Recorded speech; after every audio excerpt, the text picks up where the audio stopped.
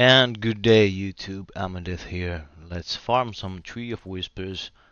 Last night I almost lost my sanity while doing nightmare dungeons, and I think I'm gonna give myself a little rest here.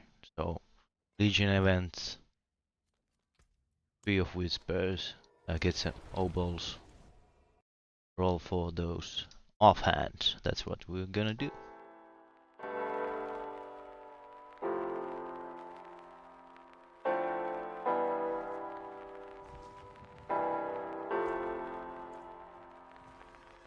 We might be just a little late for this event, but it's gonna take a few minutes, so okay, alright.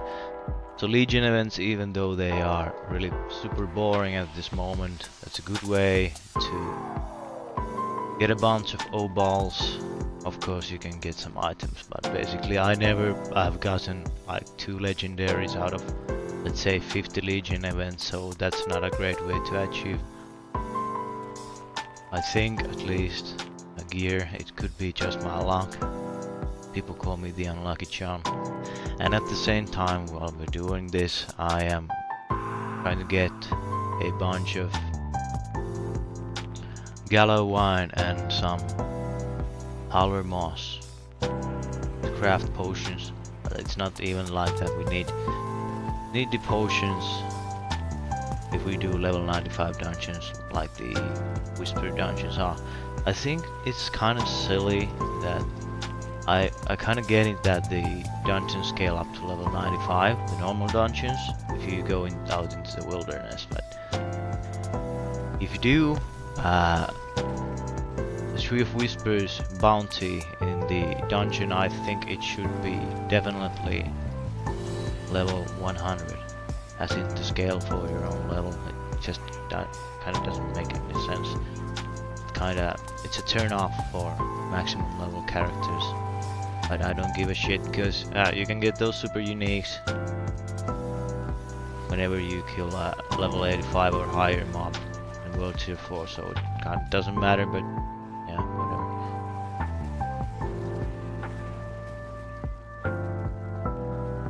I kind of have a newly found hatred for the druids, because anytime you are in these events and you kind of pull the mobs together in order to deal some damage, then some druid comes out and does whatever the skill is, where he kind of pushes everything apart.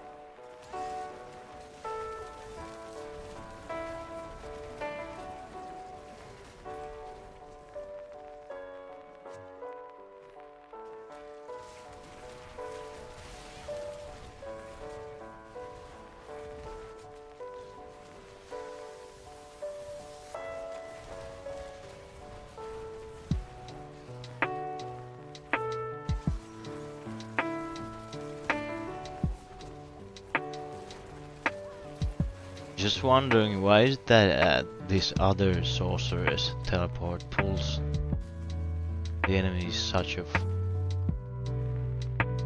big area? Is it that the actual AoE of teleport also goes up when you level it up? It could be. I guess it would make sense, because it is a known thing that AoE skills get bigger area than It's not like I'm gonna invest. I definitely would want a pair of boots that gave me like 4 skill levels to teleport. It would be nice to get a bigger AoE for the pool, but it's not like something that I need in order to survive.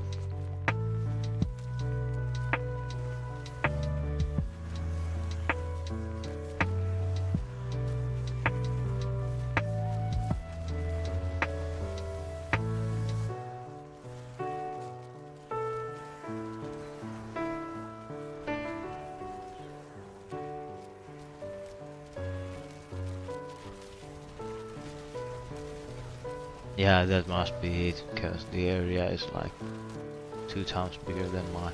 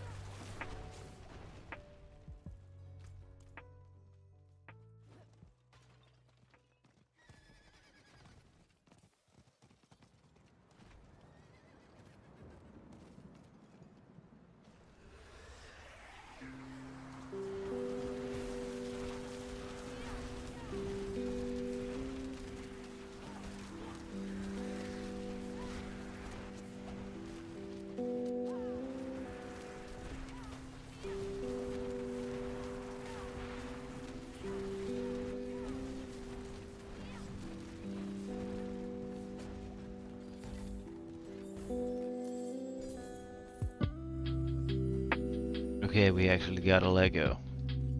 Oh yeah. I think I'm gonna take the sounds of game.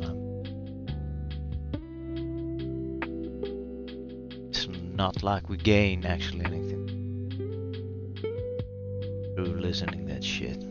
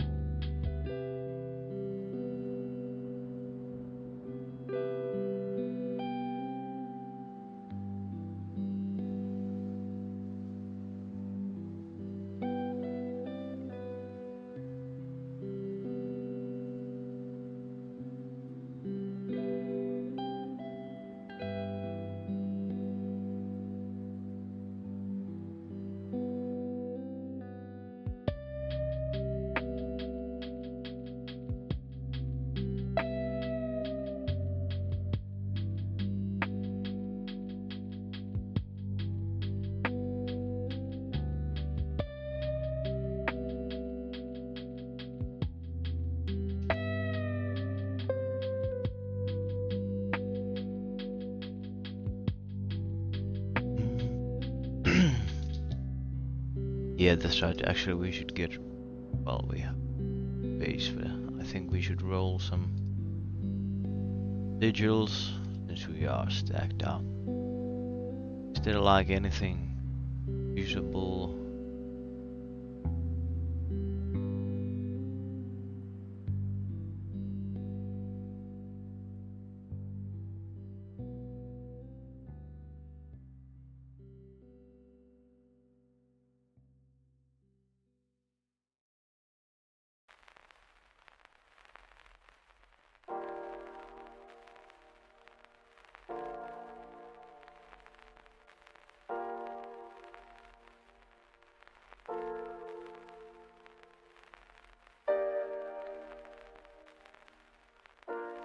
So we basically need like one cellar there.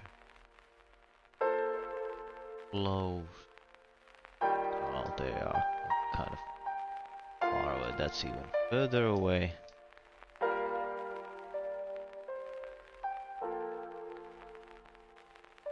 Oh.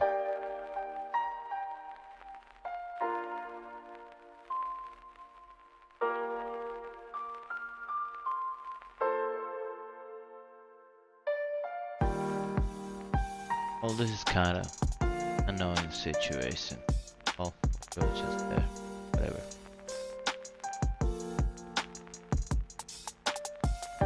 Gonna get some water.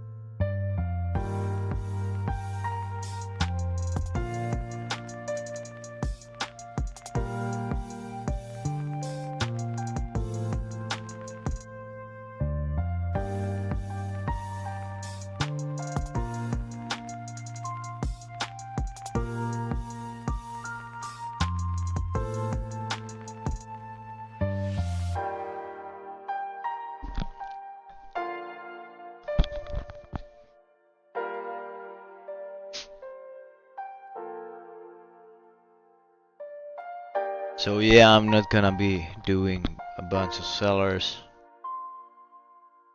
I'm just doing this one because we only lack that one favor. And after that I'm gonna just run dungeons. So they are expiring in 9 minutes, so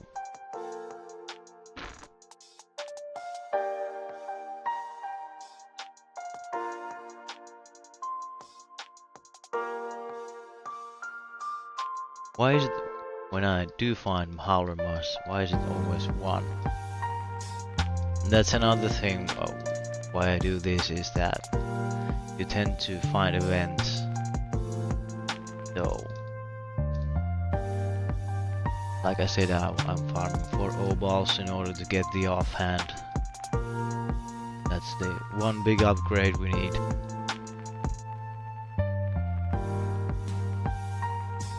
Like, where's the potion? I just popped the potion when I went to get water, and now we don't have potion. Can somebody explain to me what the fuck happened to my potion?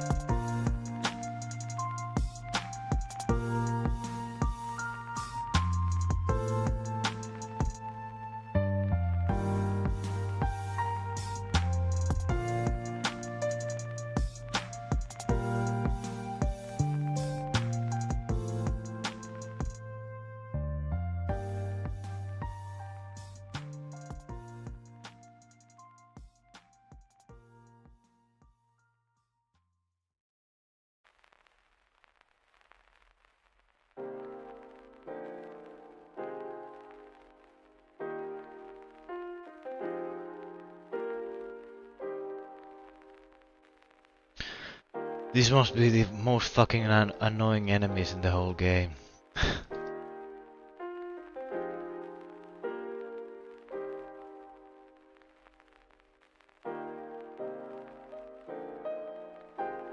Where's the ghost? What happened to the ghost?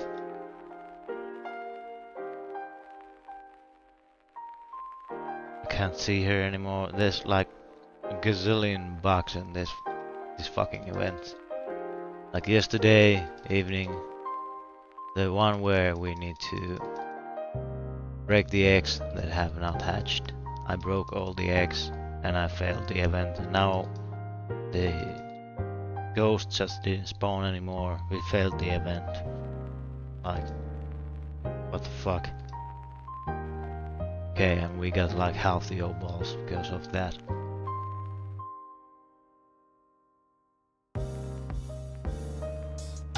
Okay, well, fuck you.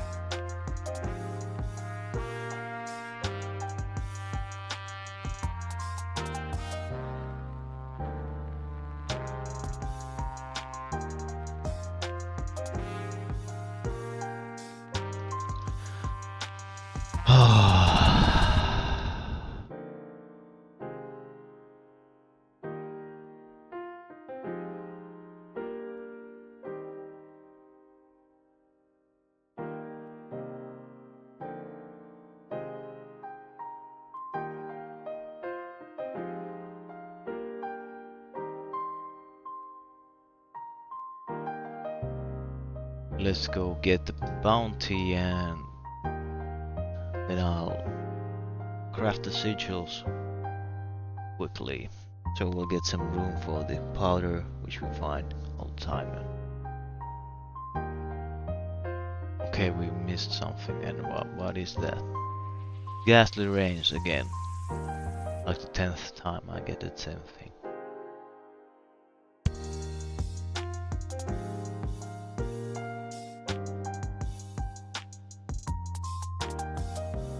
$100 weapons, I guess it includes offhand, so we'll take that.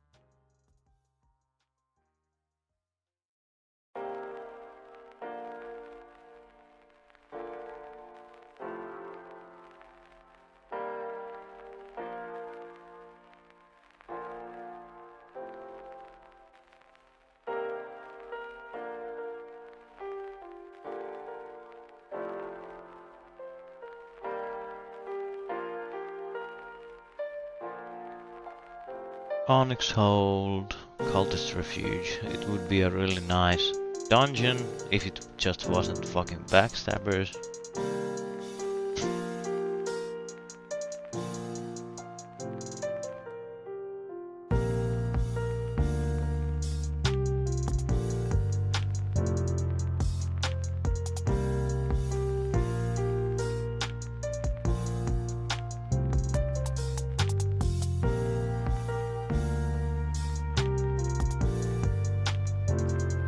Mine works is also shit.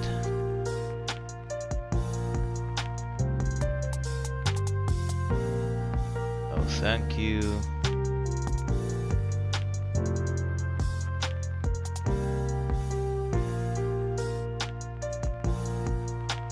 Stonebane's Wrath, never.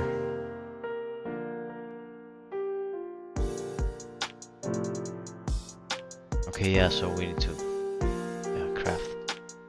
craft those sigils as well.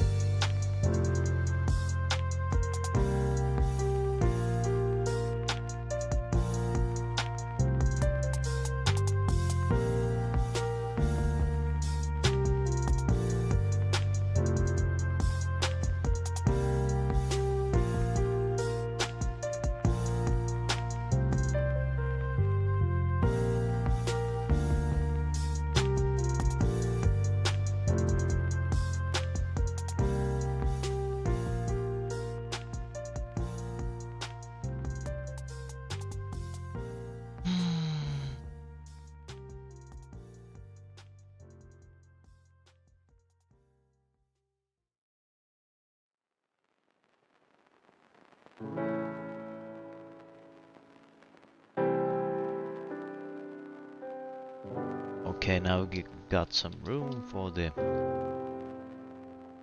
sigil powder. Let's find. They will expire in 40 seconds. Is all of them? Yes.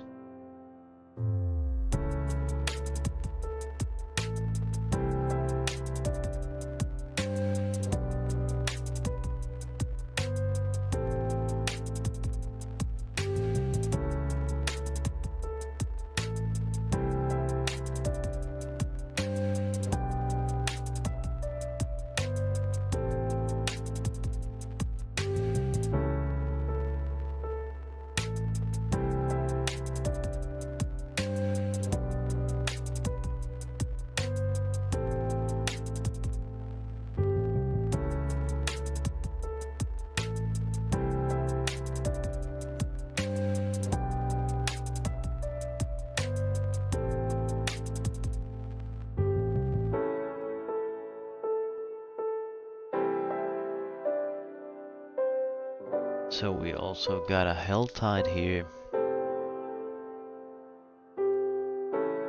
Could be doing that, but I'm not. How many souls have we got? 200. It's not like we need those.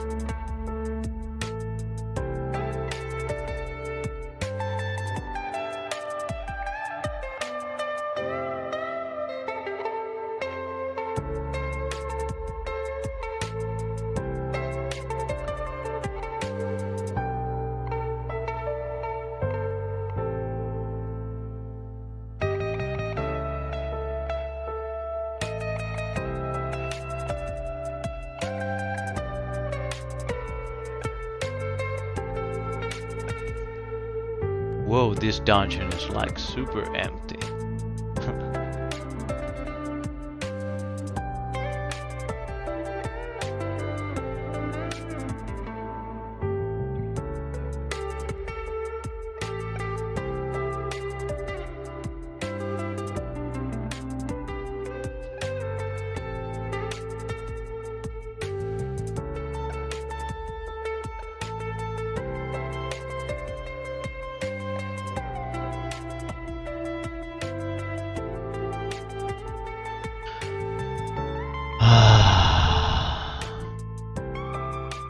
Like, what the fuck? We already ran out of the whatever damage time over effect that was, and I couldn't just pick up the blood orb.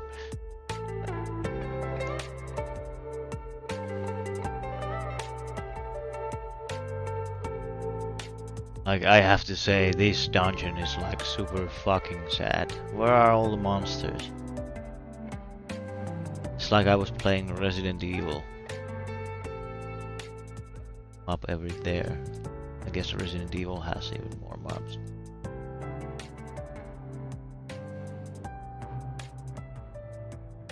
This is probably a bad idea. Let's see how many monsters we get. Just for shit and giggles. Okay, we got 3 thorn beasts. Ooh. Got 5 or 6 monsters.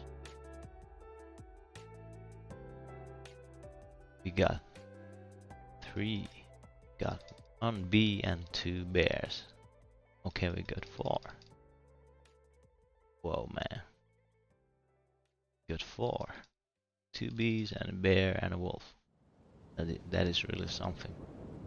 We got a bat. Ooh, 2 bears and a wolf. This is like... Jesus fuck, man. Why are the events like this? I get it if they were like this when you were like level 10. Oh my god. I already kinda knew it was a mistake to do this one.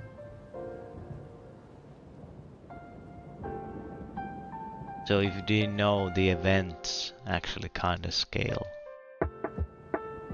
through the monsters density in the dungeon you're doing. So if you are like in Blind Burrows, which has really high density of monsters, if you do an event, you will get a lot of monsters. And this particular dungeon, Southern Gulay, where we don't really have a bunch of monsters, you just don't get any monsters in the event. So that's something keep in mind when you are picking out your events, which is kind of sad. I think there should be a lot less of those events, and they should be more meaningful or hard or more rewarding.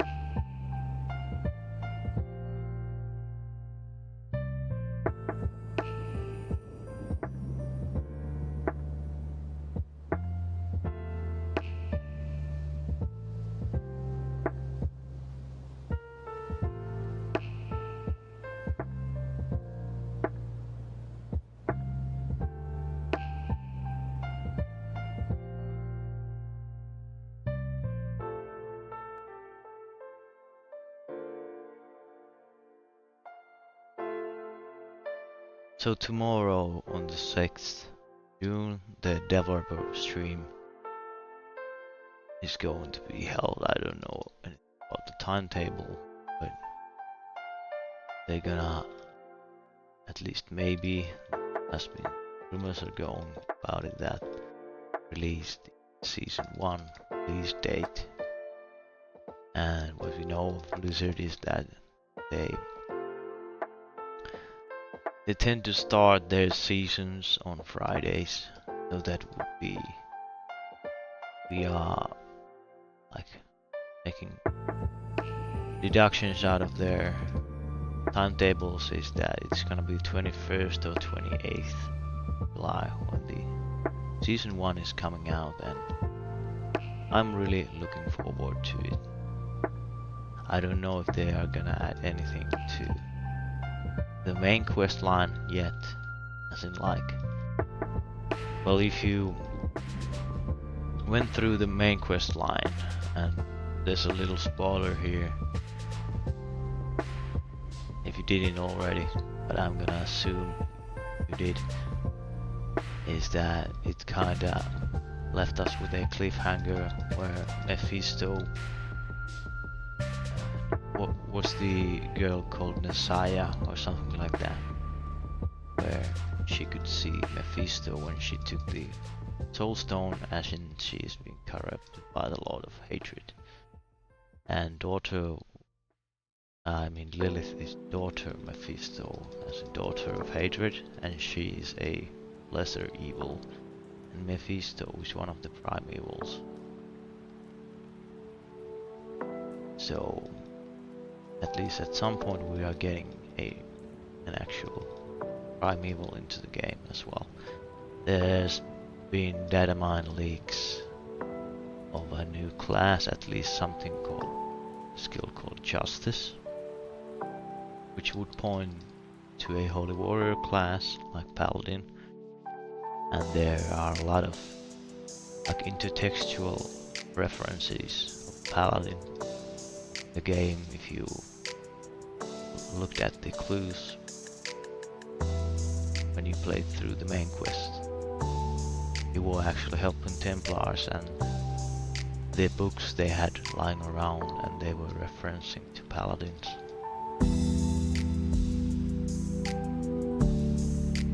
Which of course is a class in Diablo 2, if you have not played that. I did not like Diablo 3, I must say, and I did not like the Crusader class particularly. I think it was nothing short of a mockery of a holy warrior class in Diablo saga.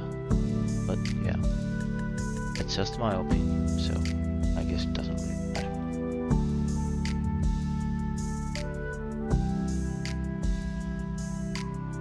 Well, that was like the most boring dungeon fucking ever. So, Leviathan small, if you can choose not to do that, please don't do that one.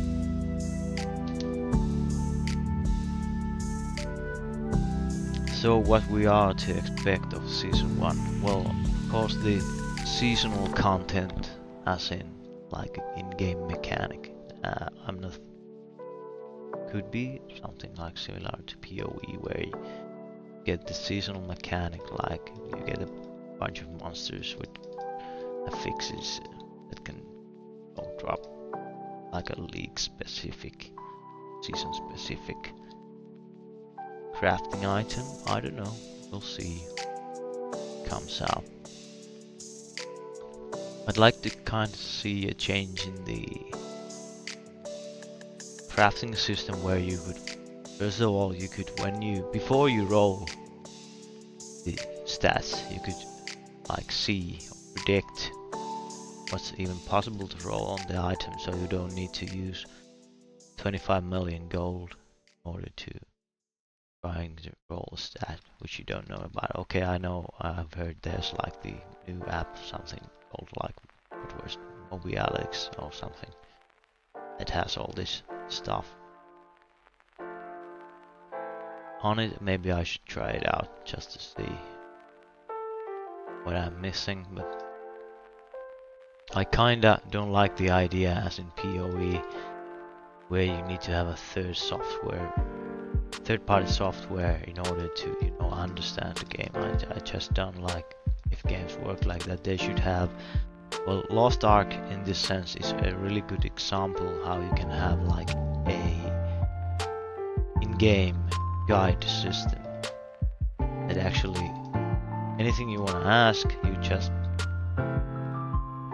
throw in the search bar in the codex or whatever it was called, and it will tell you what's that all about, and that's how it should work.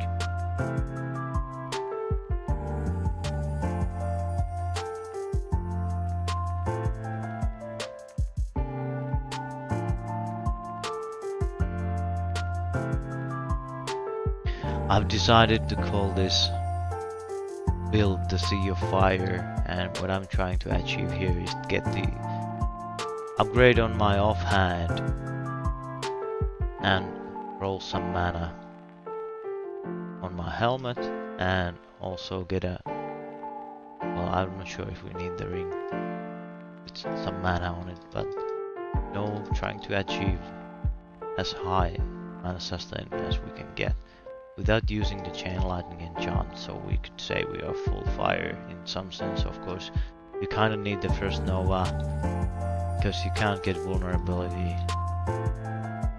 Otherwise, well, you can freeze enemies and they have a chance to be vulnerable. After that, which is just fucking bullcrap. Even if you used frost burns, which you don't want to use because the gloves suck themselves. And also you can use Ice Shard, and that's the primary reason why people use Ice Shard, because you can basically keep everything vulnerable all the time, and that's like, well, OP. I'm not saying it's OP, even though Ice Shard is really good, it's still way underpowered compared to anything else in the game. I'm just saying why doesn't like Firewall should have, or Meteor, an imprint like every other class has, that you have basically a chance or a lucky hit chance or a chance on crit that you can make the enemies vulnerable, so you would have kind of an incentive to use it or stack up your crit. Of course you get a lot of damage by stacking crit, but well, there are a lot of things that need to be fixed in this game. It's like we are playing early access or one long beta test, if I'm honest. Okay, this is help the motherfuckers event. We're not gonna do this. They are just horrible. It's like their health pool didn't scale out of World Tier 1. They are squishy as fuck. And especially with monsters like the Knights, which hits us so hard that if they get to the hostages, whatever they are called, who we were trying to help in those events, it's basically impossible to keep them alive. so it's just not worth doing. And the other thing is, it takes like fucking forever for the events to start. First she tells you of her childhood, and then she thinks of for like 10 seconds who she is and what's her name, and after that you get another proc to, you know, start a dialogue where she tells you of her mother's fucking trials and underpants and whatnot, and after that you need to again wait for a few seconds before the mobs start spawning. And when they do start spawning, you get like 3 skeletons, 4 skeletons, 5 skeletons, or fucking nuts, whatever. So the densities in those events are just fucking insane. Excluding blind burrows, of course. If you all champions devise an actual dungeon where you have really high density of mobs, like they should have, I think. I'm not saying that we should go to a place where like the mobs are loot pinatas. I like the idea in this game where there's fewer mobs and they are just harder, but there's a, you know, threshold in everything where you kind of need to have the balance. And I get it on World Tier 1 you're doing this would be the density on like World Tier 1. On World Tier 2 even you should get like maybe 1/3 more and more elites, and World Tier 3, which is kind of nightmare if you think about Diablo 2 for example, is where you should be start getting a lot more elites, and World Tier 4 and World Tier 5 when it comes out you should be getting like way more elites, because that's where the drops come from, that's where the stuff comes from. So, and also with the drop chances, I'm not saying super uniques need to be more obtainable. Maybe they could have like a little bit drop chance buffed. Basically there are 10 million players in this game and there's been like 20 drops of super uniques worldwide, so that's well, quite a little amount. I'm just saying, like, Diablo 2 had I think the ideal drop rates. There's like Mang songs and whatever the Grey Wand was called that were like super rare, like 1 in 15 million or something, the drop rate. But the items you needed in order for you to, like, for your build to work, like Shaco, Grandfather, all this stuff, it was definitely obtainable, and like once you got like Shaco, your build got a lot better on Sorceress. I'm talking about Sorceress now. Then you got more magic find and you were luckier and you finally found your Oculus. That's like the legendary wand in Diablo 2, and you started to feel more powerful, but still you weren't OP, but you felt more powerful whenever you made these, whenever you found this gear.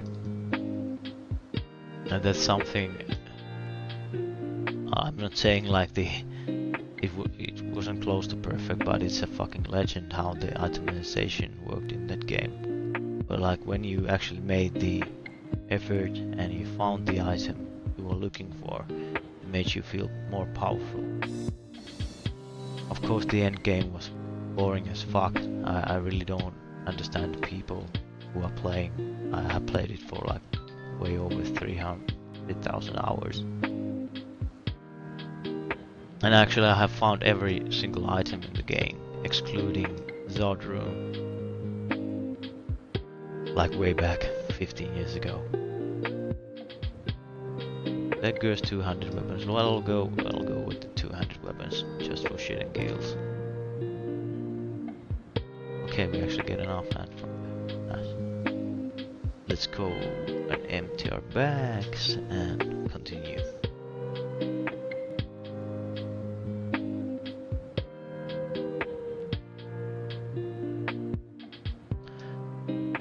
yeah, I guess the atomization will change a lot, and it, of course, and it will do all the changes. And what we need to understand at this point, we lack a lot of things since we don't have the seasonal content in. Like, if we feel like the world is empty or the dungeons are empty, I think that's something that's gonna be changed in the future. Like a few weeks when the season 1 comes out, the seasonal mechanics hit in. There's gonna be a lot of things happening. I really do hope. I have written a bunch of posts in the Blizzard official forums, and thank you all to those who kind of pushed me to doing it as well, and that's what we need for changes to happen, actually, for people to speak out loud. And what I'm really like grateful for is that actually Diablo 4 team is listening to what hardcore players are saying.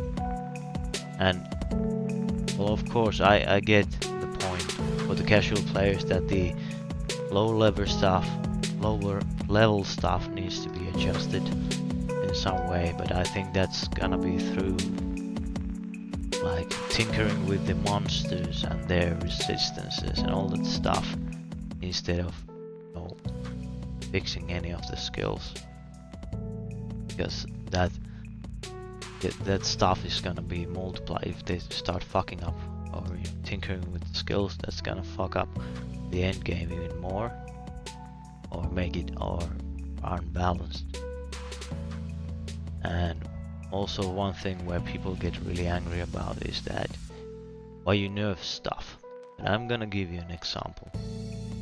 There are games where they have been buffing everything, like Diablo 3, where you end up when you do that is like nothing really matters anymore. Everything is just hundreds of millions of billions of numbers, and everything gets boring and they feel kind of the same. That's why you don't want to do it. Another example is if you're actually composing a song and recording it and like mixing the stuff together. Okay, I'm a musician myself, so I like to use this as an example because it's like the perfect example. First off, when you're an amateur, when you try to like compose a song or make the sound good in the song, is you start by adding a lot of stuff. You use reverb and you use delay and you use compressor, all that stuff which you don't really know anything about. You don't know what they are used for because you were too lazy or just too, you know, anxious to really study about. And what you end up doing is that at the first, when you like recorded some stuff, it actually sounded better, and it was a lot better than the stuff you finally came up with, because it starts to sound like a sack of shit when you just add something. You add more, you add more, and you add more, instead of when you really learn, for example, about like how to mix a song, is that you actually take elements out. If you think about equalizer, it's not about adding like frequencies that have the best part of bass in them, like let's say 80 Hz and 120 Hz and 240 Hz. It's actually, if you record like the bass drum, you take the parts that don't sound good out. As in, like, let's talk about the bass drum. So there are areas around like 180 Hz and 200 Hz that sound like shit. They have this sound that kinda makes it sound stuffed once you start hearing it when you do put in the work. So you want to take that out. It makes it sound like a cardboard box. Then again, you go further in the equalizer, you listen to the other hertzes, you go higher, and around 2000 hertz again something happens. There's like this sound that makes it sound not so good. You take that out, and what happens is that the actual frequencies that make it sound the way it should, like the bass drum actual frequencies that are connected with playing bass drum, they start to pop out. Okay, now back to the game, and this is what I meant by they should be nerfing instead of buffing things. Of course there are things where you need to buff, like our build fire example, but they shouldn't touch the skills. They should be, you know, taking out the stuff with the monsters, as in we use the example from mixing. They should be taking out the frequencies, as in monster resistances, lowering them so we can deal more damage, not add something to our skills like power, because that will be in the end a better choice for the balance of the game. And trust me, I have played so many and so well, tens of thousands of hours of ARPGs, and I have seen the good things and I have seen the bad things. Like, I think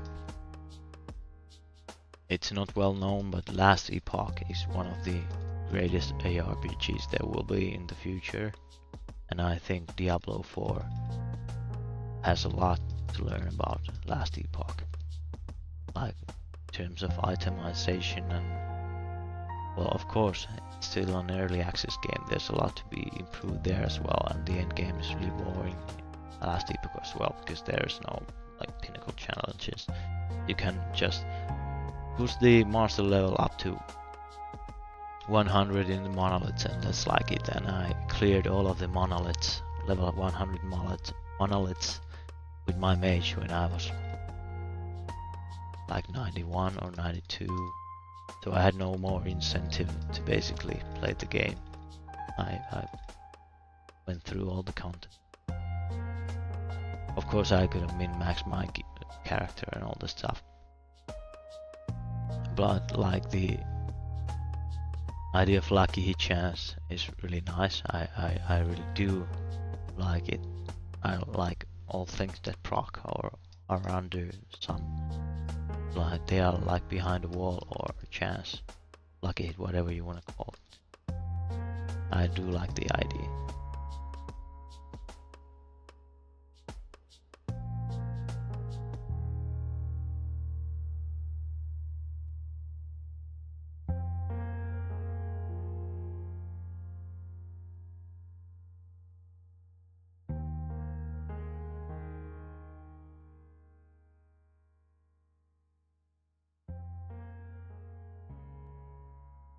And as for the dungeons go, there are a lot of balance issues there as well.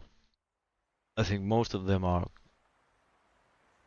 just the monster density. Like there are a lot of, like here, these corridors, like a lot of them are just empty. Why not just like make the dungeons shorter and have them more enemies? Like I really don't see the point of me running around opening a bunch of doors without actually doing anything. It's not like Diablo 2 where it's super slow paced and it's actually so grim and scary. You kinda need the room in order to breathe and collect yourself before whatever happens in the next room. It's a way more fast-paced action than Diablo 2, for example. And I'm glad it's not as fast-paced as Diablo 3, that just kinda is the best example of overtuning things where you just add up a thing on top of each other. Also, PoE is a really great example. What happens when you just add stuff all the time. I'm not saying you can't can do that, but it should be done in a manner where when you add content, you don't, add like super complex mechanisms every 3 months. You just need to have a good simplistic base where you can add stuff like, well, new items, new monsters, new challenges that, well, give you an incentive to explore all of that stuff. Instead of every season like adding a bunch of new stuff like skill trees in your items and, well, all that stuff. I'm not saying PoE is still the pinnacle ARPG right now. It's like everything should and will be compared to PoE since it's done so well for itself. But like now it's at the point where it's gonna implode on itself under its own weight. It's like it's grown out of its cage and it's way beyond repairing. The game isn't anymore like it used to be about, getting great gear and all this stuff. It's basically just finding the mechanism in the game where you can break something, and that's the build. The build is about finding like the vulnerabilities in the game. Which is, yeah, of course, in some sense it's like a treasure hunt, or how could I describe it? Like problem solving. It's something that's natural to humans and even more to men to be interested in solving problems with things. So naturally women are more interested in solving problems with humans and men are with things. That's just biological stuff, but yeah, never mind that. But what I'm saying, they should give us problems to solve. They'll give us more excitement, and that's like give us items that change the builds. Like not items like gloves of the Illuminary which break a skill. Like they make fireball completely useless, but people use them in order to, make crowd control effects to bosses. And it's like, okay, you have an item that should be buffing fireball, but instead it makes fireball just so weak you don't want to use it. Like, what's the idea behind all that? It doesn't make any fucking sense. It's a stupid ass fucking item. Like, I get the idea. It's straight from PoE again, and that's a good thing. We should be doing stuff that works, like turning. It's similar to magma ball, where the projectile kind of jumps. Okay, so why not just make the gloves turn the fireball into a magma ball that jumps around? Okay. They don't need to nerf the damage. The damage is already shit. So why do they need to nerf the damage? Just make the fireball stun and let it jump around. That would be kind of cool. It would actually be something I would want to try out in tandem with the two-handed staff that has the imprint or whatever aspect it is that makes the every third cast of fireball like spit 3 fireballs instead. So if the gloves weren't complete crap, you could actually make a build, because fireball has a high lucky hit chance where you could proc meteors and fireballs when throwing out a bunch of fireballs. At least to me that sounds like super cool build. It would be fucking awesome to feel like a fire mage that throws out a bunch of fireballs, and if you get lucky and you blow up a bunch of enemies and make them burn, you can also spawn fireballs and meteors. Well, the thing is, fireball cannot burn enemies if you don't firebolt. You don't use firebolt enchantment, so it's kind of already ruined there. But I think Gloves of the Illuminator, they could, you know, give Fireball maybe a chance, or just make the enemies burn for like 10% of the weapon damage. Like give them, actually buff the fucking skill. Do not make it deal less damage. Who the fuck came up with that idea? Like, why? Same with the charge bolt staff. When you instead of like, yeah, the projectiles, they are already super weak, even if you buff them like super duper high. So they deal less damage if they pierce the enemies. And they deal already less damage, but you know, they pierce enemies. And then you have the imprint where you have like a chance, like 15 to 25% chance that they are attracted to enemies. The only way you would really want to use that enchantment if it was perfect roll 25 and you could add it to a two-hander, which you can't because the item is two-hander, unique, which you are using for the whole build. So there again, okay, you could put it into an amulet, it would be 38% chance for the projectiles to be attracted to enemies. And I was really interested in trying it out, and I tried putting it into my amulet, 38% chance for the projectile to be attracted to the enemy and they pierce. But only what happens if they are attracted to the enemy to go through, but they don't, you know, like go back. So again, it doesn't work, but it would be kind of cool if they lasted longer, they went through like the boss, and they came back, like hitting the same enemy. Then it was possible that they dealt enough damage to be used as a skill. Again,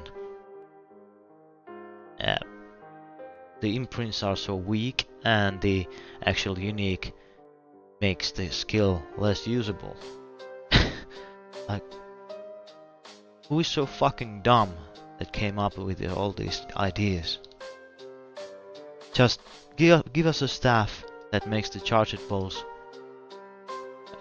being attractive enemies, and they pierce as well. There's like two imprints in one, and it still wouldn't be OP. It would not be OP. It would be it just would make Lightning Sorceress super viable. Maybe make the stuff more rare, like it's basically the one item I always drop from the unique like weapon pool. Of course there are so few items right now, maybe that's the case, just basically have the fire staff for fireball, you have the charged ball staff, and you have the shit wand for the incinerate, which is like the saddest thing on earth.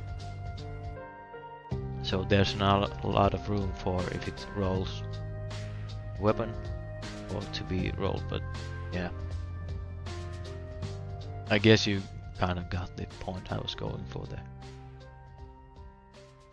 And as in with incinerate, it's like the saddest thing on earth. If you max it out like like 9 out of 5, and you put everything in the burning damage, and you get damage over time on your rings and your amulet. I've tried it out as well.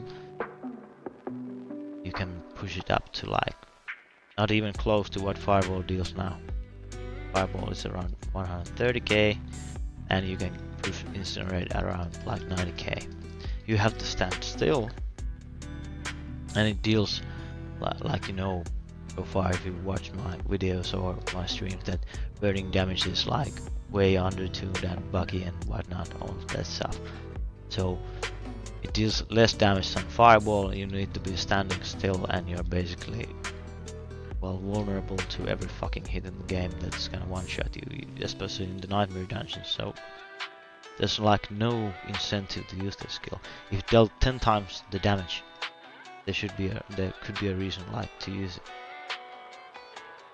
Even then I probably would not use it, because, you know, it just sucks as you need to stand still. The enchantment is even more sad. Like, you get the fucking serpent and sprays out that stuff. Uh, look at here. Every 15 seconds, a serpent spy incinerates the enemies for 8 seconds. Just like there's no reason to use that. There's no actual reason.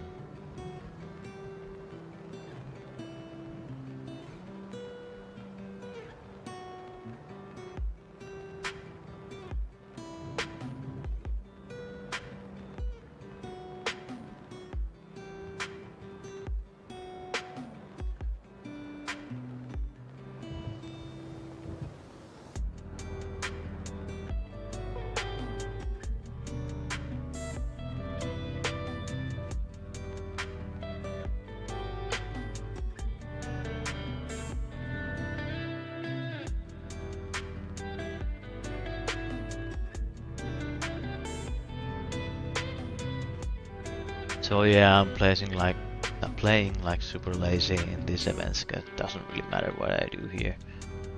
Basically any other class comes with their instant damage, so everything is shred to pieces. So only thing I can do is basically like hang out. Maybe in these parts where you get the corrupted growths, I can actually have a little time for myself and actually make it some damage.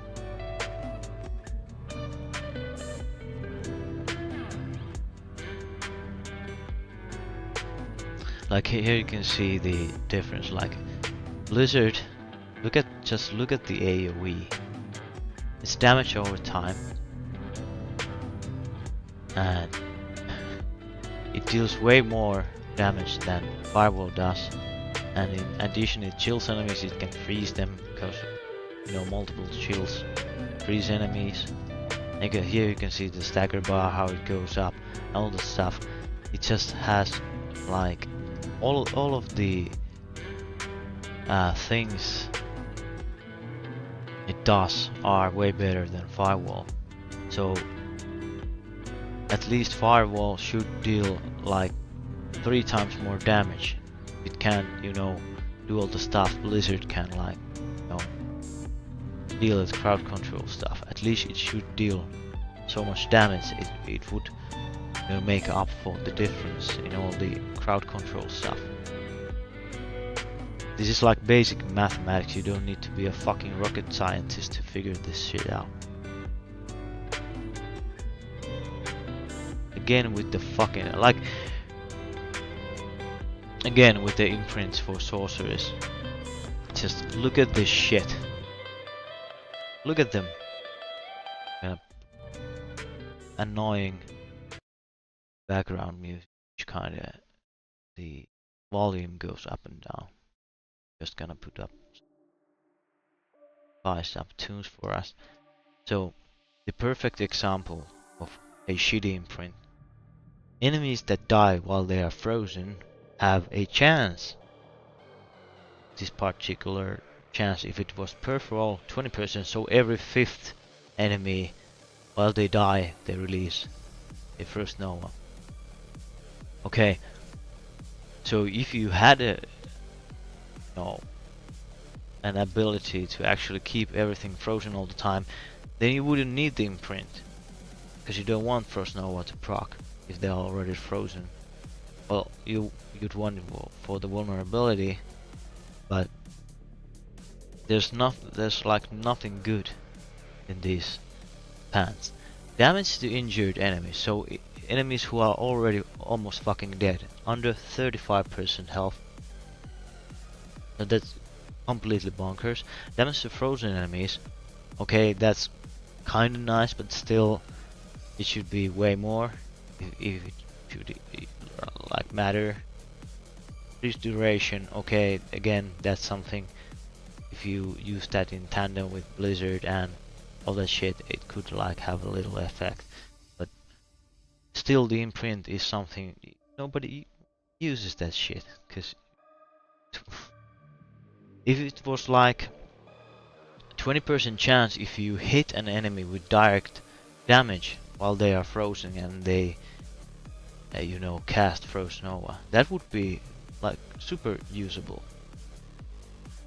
Then you would have an incentive to actually freeze enemies, and if you hit them with any direct damage, you could cast more Frost Novas, making enemies vulnerable. That would be cool. That would be something a lot of people would try to implement in their builds. But the way that those pants are right now, they are just completely fucking useless. Nobody wants to use them for any reason whatsoever. Because it's just better to, you know, have like Temerity, which basically gives you twice the health pool you have right now, and you can get these imprints that give you like 38% increased damage. Is more damage. So this is just way better than like proccing vulnerability on enemies every now and then.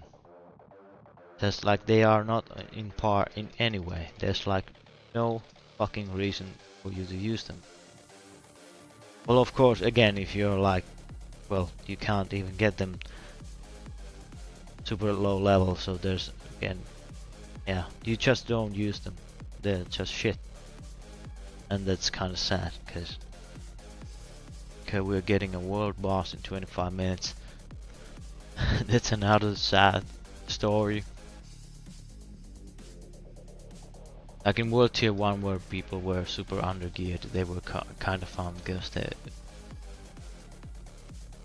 fights would last for several minutes and you actually need to dodge stuff. Basically now I can just stand still and well, it's well, that's a good thing. It's not a loot pinata where you get like 10 legendaries, because that would be even more sad. But basically there's no incentive for me to do this. The only reason I'm doing it is because I want something, you know, else to do than just farm the nightmare dungeons and all this stuff, which is just fucking super boring.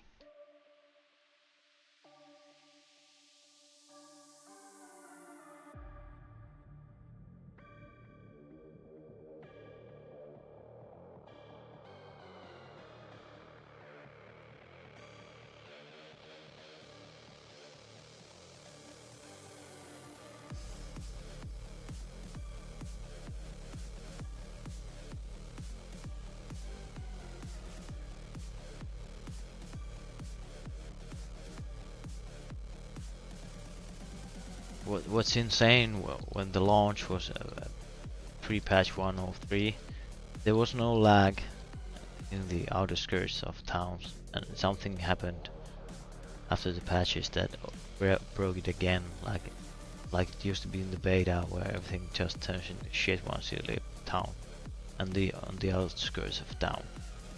So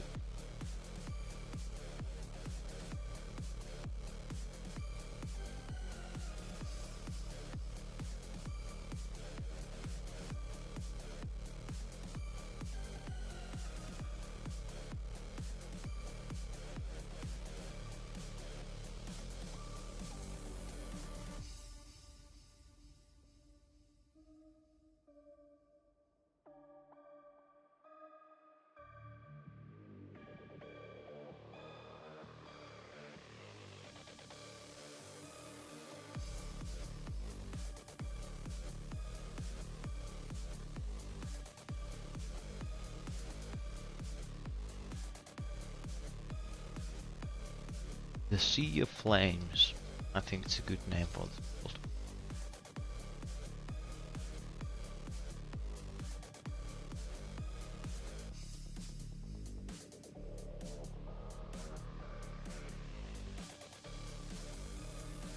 And here again, why couldn't like this icon here have the option to just teleport, or just teleport there to the Tree of Whispers, or just like call on Tree of Whispers and let the tree like send you the fucking cachet. It's a little thing, but it's called quality of life, and just like it serves no purpose to always teleport here and get the stuff. It's not like a super cool thing. There's like basically nothing about doing this.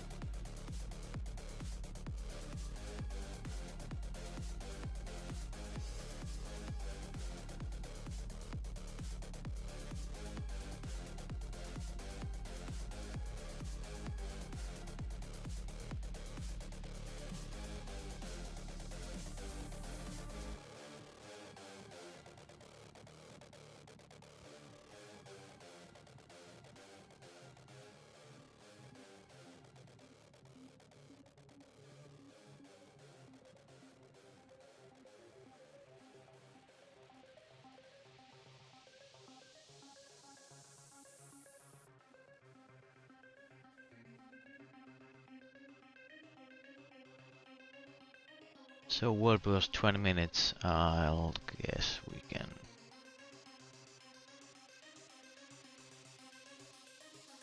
We'll do just the Howler must run here in order to get the dodge potion. And later on we are going to farm some nightmare dungeons, but I need to take some sanity leave in order to maintain my mental health. Since with playing fire in the nightmare dungeons is just so fucking awful.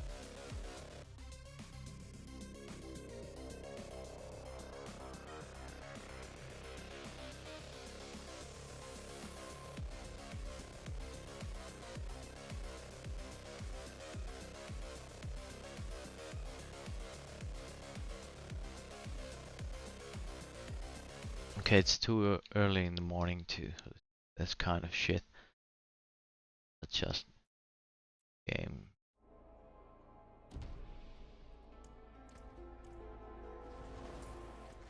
The effects. My Reapers. Good amount, yes.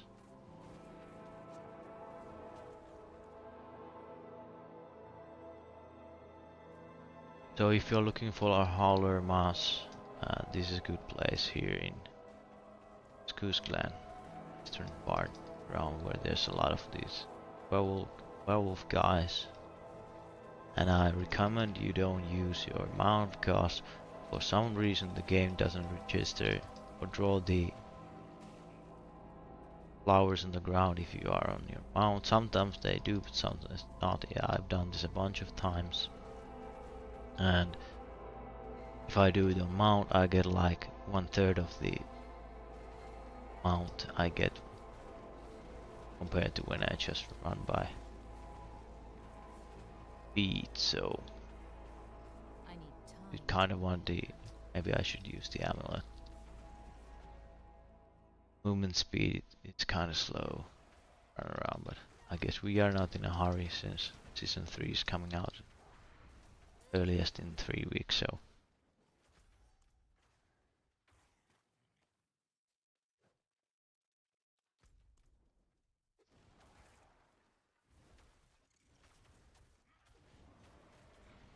we demand blood.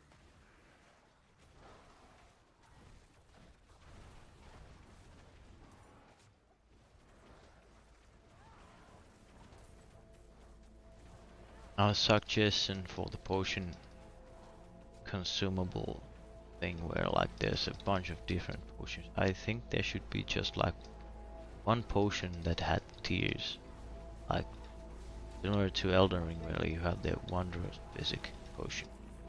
It'd be something like that, that actually you have like the, let's call it the Flask of Wonders, what the fuck, doesn't matter. So that it had like 5 tiers, one, well, doesn't really matter even the tiers, but like the idea is that you gather resources and you just now have one potion like that goes up in tiers, and whenever you run out of you know, like you can craft it here if it was like potion of wonders, let's say it had its own tab here, so you can craft a potion and just pop the potion and it would last for an hour instead of 30 minutes. So you didn't need to, you know, carry around and collect like 20 different fucking potions and tiers for those potions. It's just like,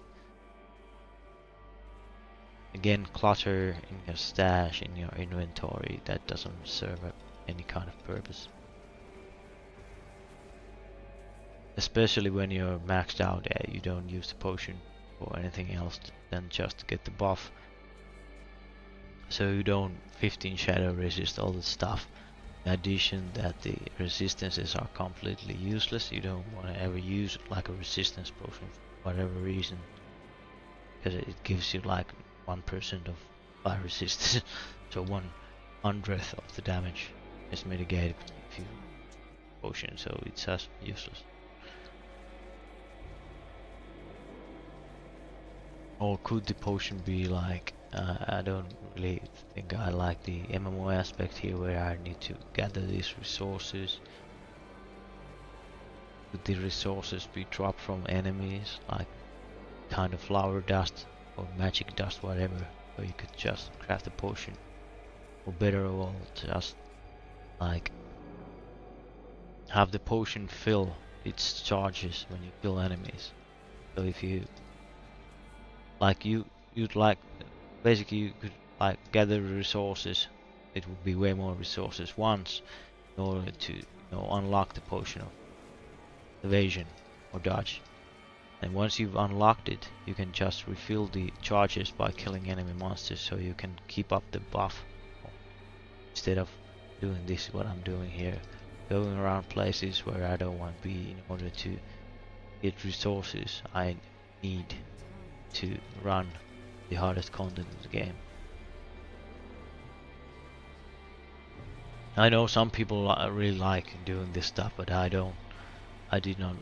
I don't like the Asian aspect of MMOs where there's a lot of micromanaging things. Don't get me wrong, I like micromanagement in some games like Civilization or Bannerlord, or in games where like the idea of the game is micromanaging.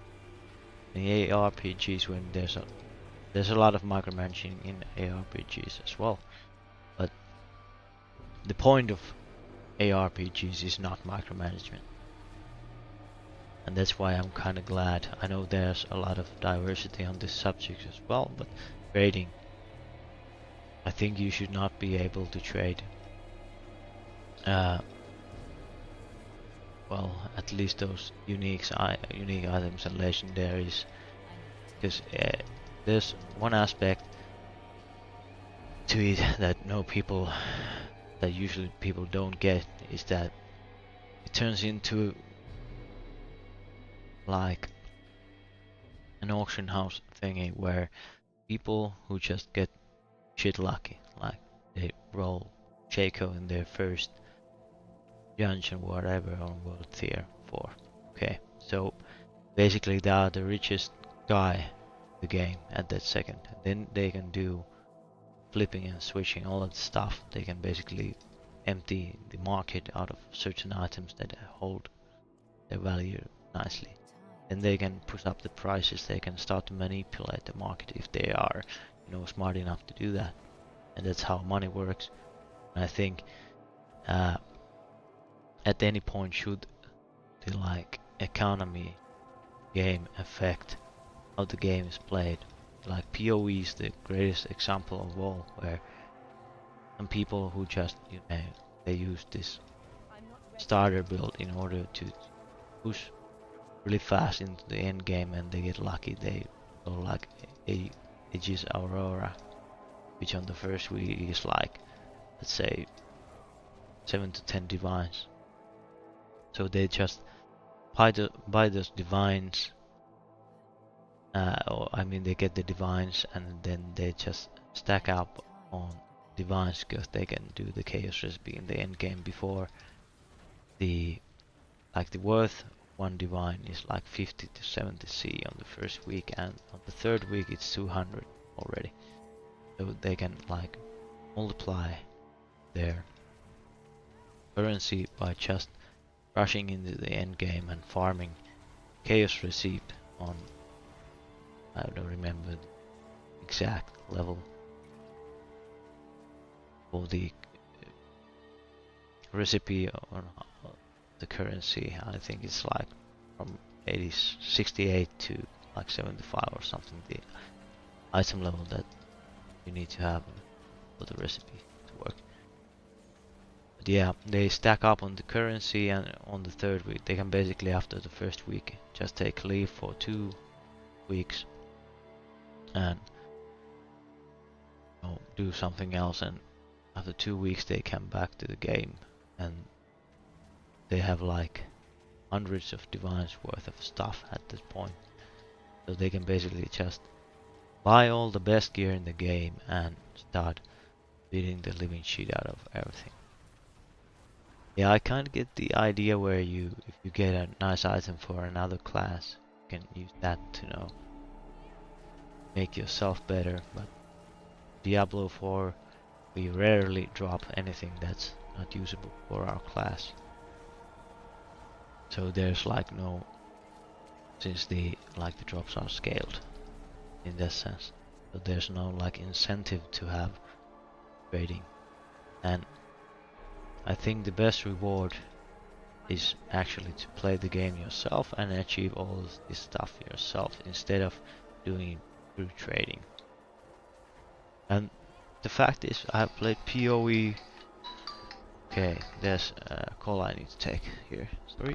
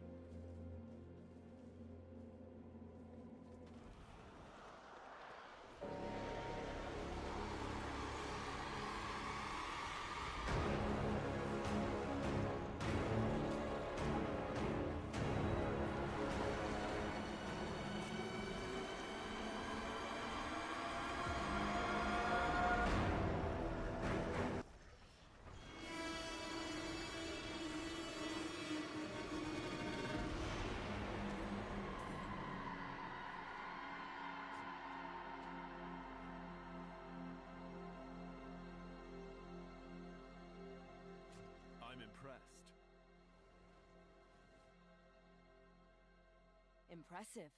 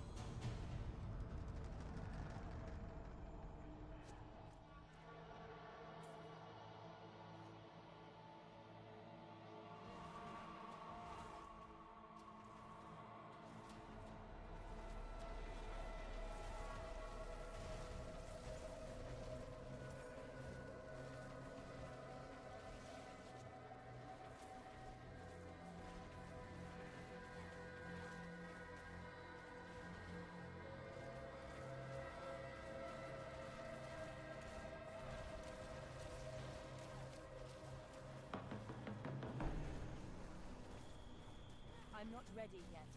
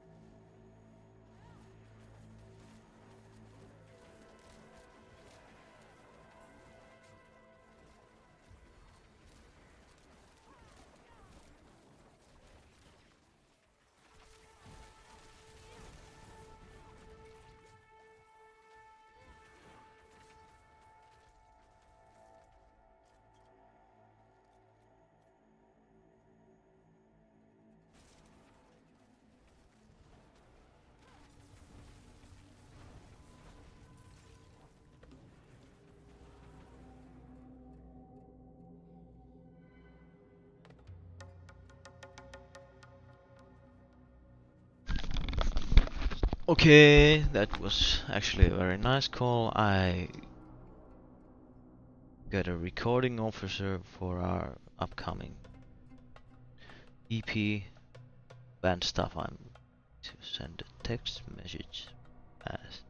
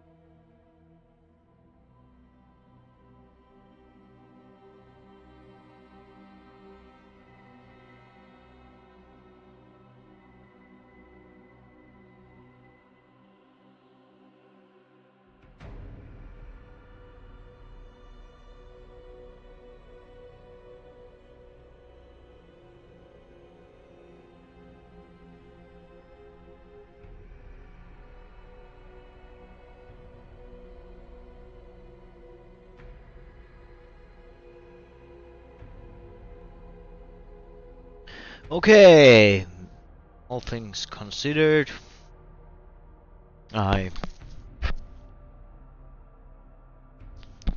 I think we are making progress. So I kind of had a situation where we are basically playing metal music or blues, rock and roll, whatever you want to call it. If you sentence said something like that, quite known Finnish metal band from years back. So first our rehearsal place was flooded and it's unusable at this moment, and we are recording drums, and after that we hit another wall where our saxophone player and pianist got into an accident, and this was only like 3 days ago, and he's basically well well we are let's just say we are glad he did not die. He's in a really bad shape and it's a really sad story. And yeah, so but yeah, I got a hold of another guy who has a studio and he needs customers, and he kind of wants to do our EP on half the price because he needs like visibility. Of course, he's running studio and he just started, so I know he's a really good. I know he's really good at what he does, so I wanna like make a deal with him we both benefit from. So we get really good sounds for our album and he gets visibility through us, so that's a win. Why can't I fucking... Okay.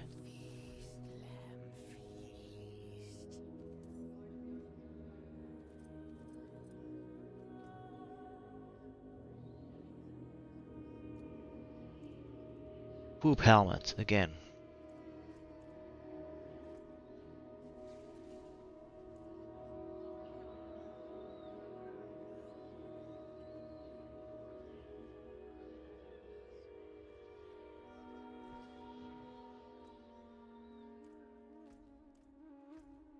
So let's just get rid of this stuff. See if there's...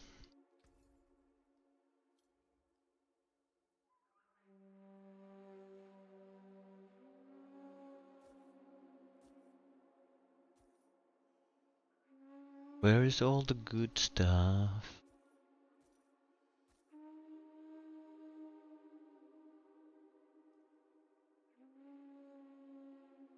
That's worth a coin or two.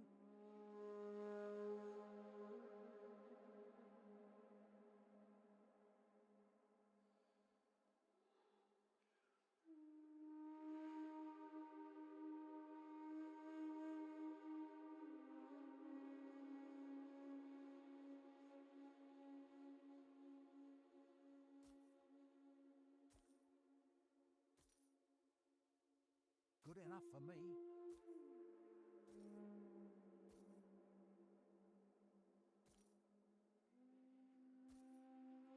Why is it always poop? Oh no. So at the moment we don't have dungeons. So I guess or Helltide. Oh,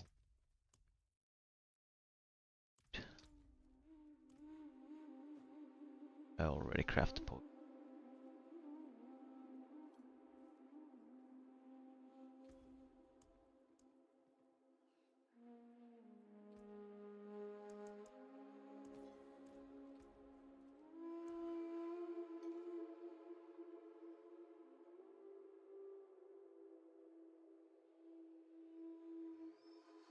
Zenith, Dark Ravine, Shadow, Cultist of Fear. Good one. I'm not really looking at the tier. basically running anything that's not super slow. Annoying ass fucking dungeon.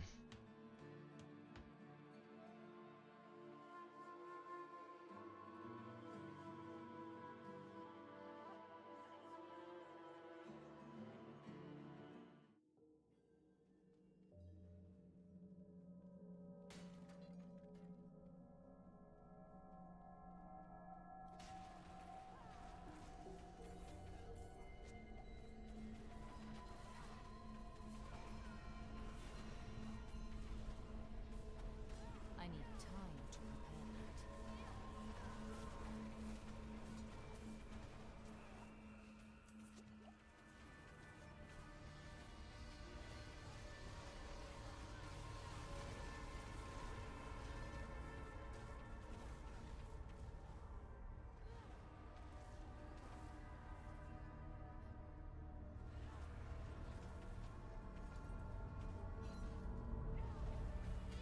I'm not ready yet.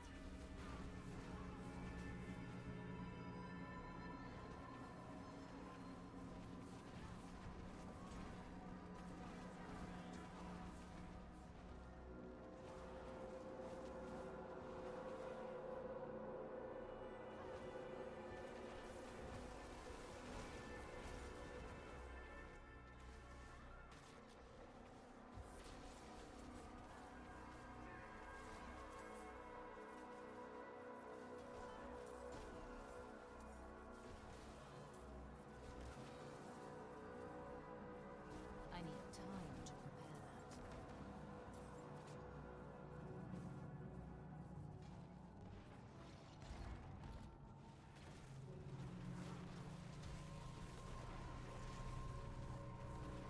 I need time to prepare that.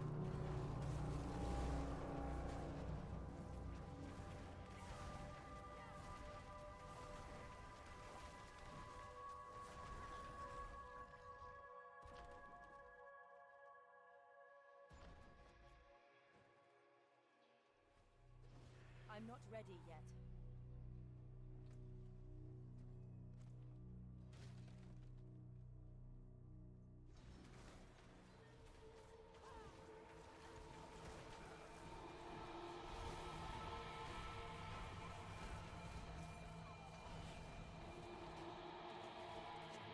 I need time to prepare that. The reason why I like cultist is that, well, first of all, the enemies are not annoying as fuck. Even though it has to slay all enemies, the first part, it's a layout where you can actually clear them quite nicely. The second thing is, this dungeon has a lot of elites, and it has a lot of chests that spawn more elites. I'm not ready yet.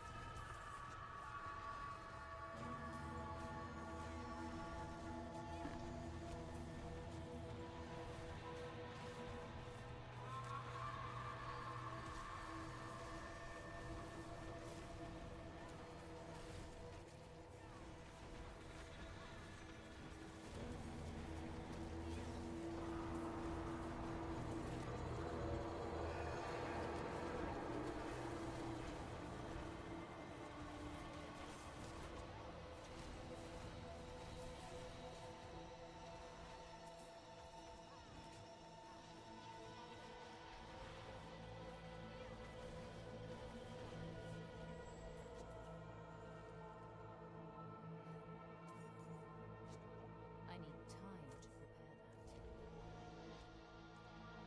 that. And yeah, the layout is really straightforward. You can't basically miss anything.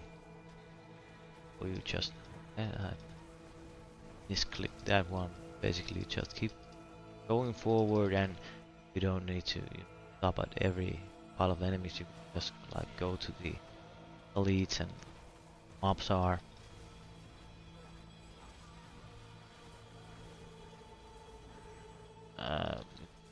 Well, you have monsters that actually come after you instead of staying in place and throwing shit on you.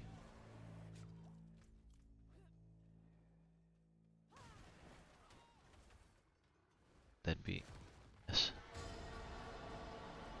So in this dungeon, for some reason, most all the time, every well or whatever you find, they, in addition that they spawn different types of monsters that do reside in the dungeon. Like here you can get horrors, though the dungeon does not have horrors or spiders, is that for some reason they tend to spawn a lot of monsters in comparison, I need time to a lot of different dungeons.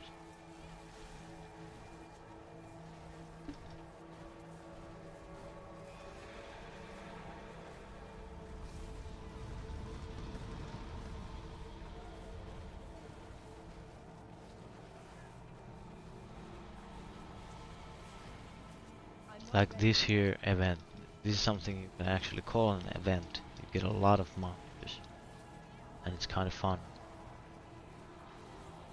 At least with this build, to just explode everything.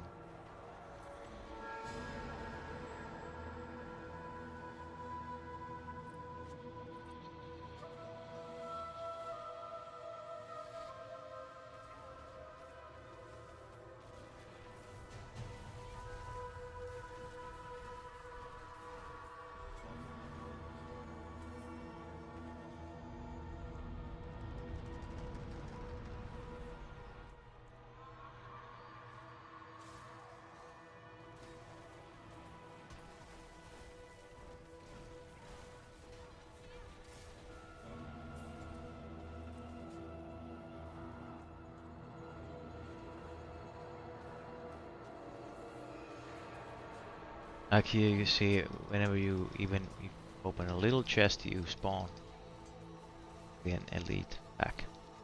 That's what I'm kind of looking here for. Again, out of 3 elites.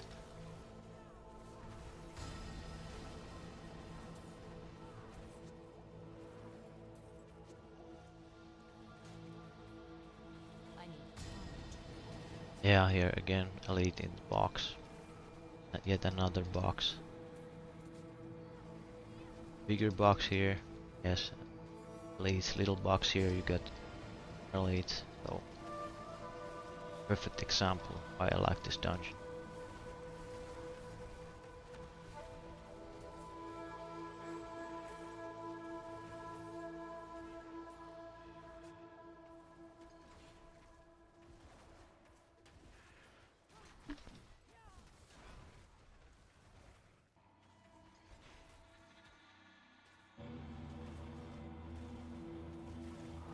I'm not ready yet.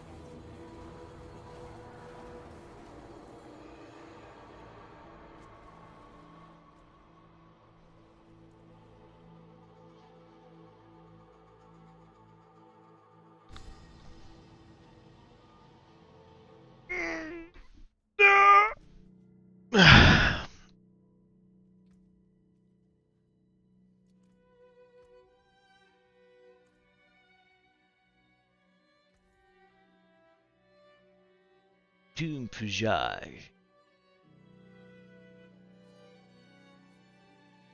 Anything else?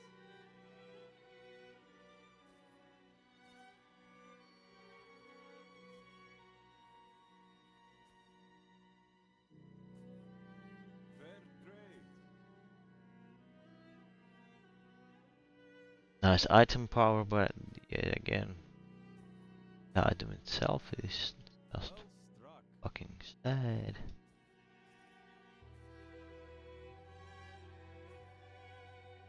Come on, let there be gloves. Fair trade.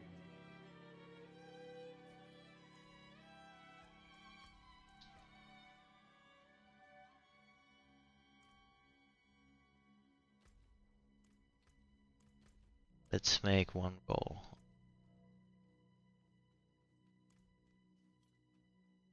Helmet we have, it's already I think like 4 million. 3.5. Down reduction. I'm not sure if it can go more mana.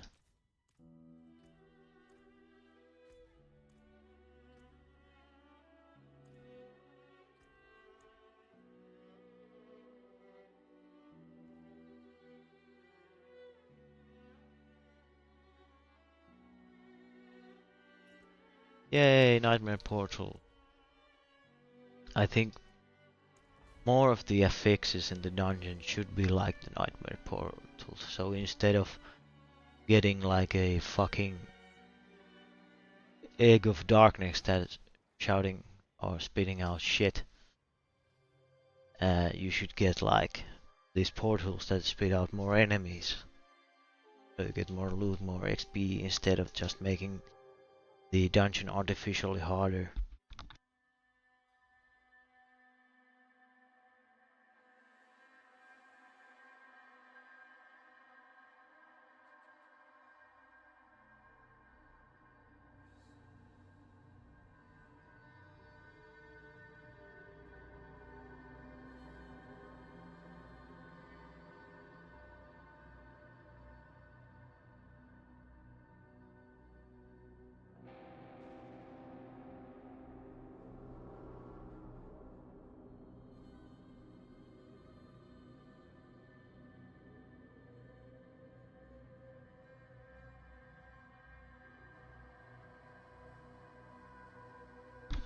Don't get me wrong, like effects on the ground, they are a good mechanic and a cool mechanic to make things harder, but I don't think they should be an affix in the dungeon itself. They should be like affix on a monster that can roll while you are in a dungeon.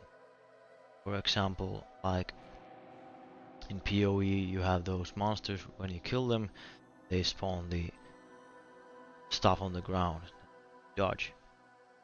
So I think that's the way it should work, instead of like every time you kill something you spawn or they explode, or you just spawn shit under your feet all the time. Like there's a lot of builds that need to stand still in order to deal damage. So I think it's basically frustrating because when you're doing nightmare dungeons, there's a lot of affixes that make your build just not work. So you're basically don't want to do those dungeons, and then just uh, gives you a lot of downtime when you go through all the sigils and you make them into powder and craft new ones, instead of like giving us a like a pool of affixes where we can like, I don't want this affix and this affix, and then you have a chance to roll the affixes you actually choose. There should be of course downsides and upsides, but yeah, like there should be open, and there's a chance for the system to be upgraded for sure.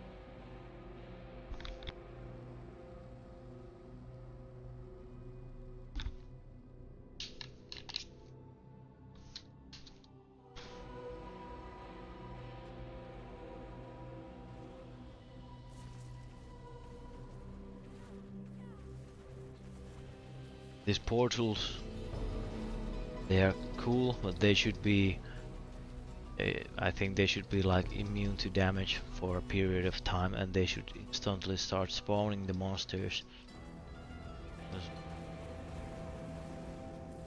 Most of the time the portals just get wrecked, or they actually spawn.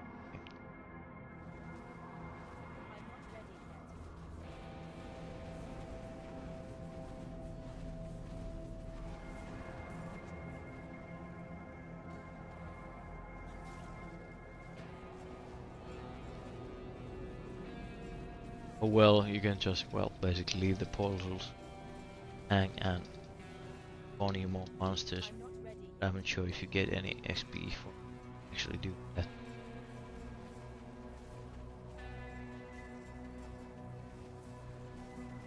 Like, again, what the fuck is happening?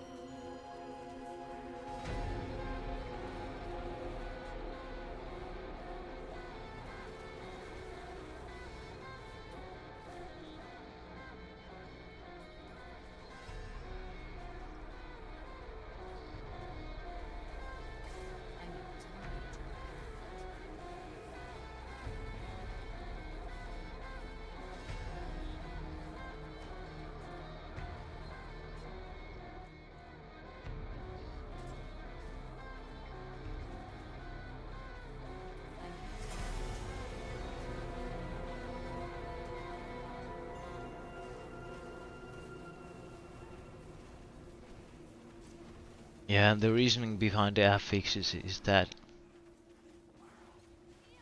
like in a good song, if you wanna, again, if you're composed to add something to this song, is to work with the song. So just like mindlessly add something to make and kind of wish that it makes the song better. It needs to work with the song. Same thing with these dungeons. So if you add an affix, it needs to work the game.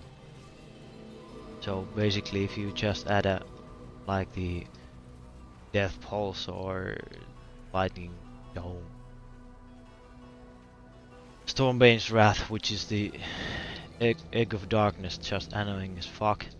So basically, they artificially make the dungeons harder just by being fucking annoying instead of like, oh, making the dungeon actually like challenging in an enjoyable way. It doesn't make you enjoy the dungeon more. It makes you hate the dungeon more because it's just artificially fucking annoying.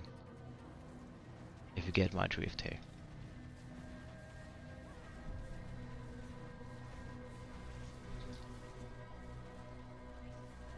Like, there's enough of these exploding mechanisms already in the game where like half of the fucking mobs explode it and deal damage.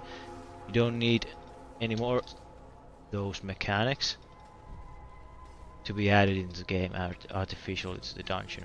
Like every fucking mob explodes in smithereens and you can basically stand still for a second, and a lot of the things require you to be either close to the enemies or stand still for a few seconds in order to deal damage, and that's why I have like immobilize on my meteor so I can stay still for a fucking second when the whole fucking screen is cluttered with some shit out that I can't actually stand still for a second. Like what's the idea behind an imprint that gives you more damage? You can't stand still for one fucking second. And there's like nothing I can use instead. Yeah, there's the more damage to invulnerable targets while you have barrier, but I'm not playing ice. I can't keep them vulnerable, so again, unusable. It's completely useless. If I had a way to keep them vulnerable, I would definitely use that instead of the fuck.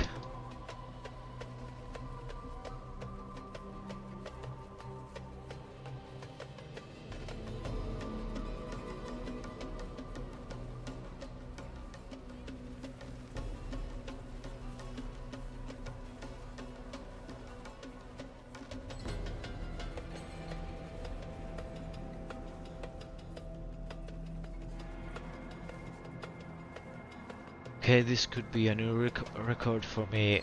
We have already dropped 3 sigils. That's like the max I have ever gotten out of one nightmare dungeon, and so if we drop one more, that's a record for me. Yay.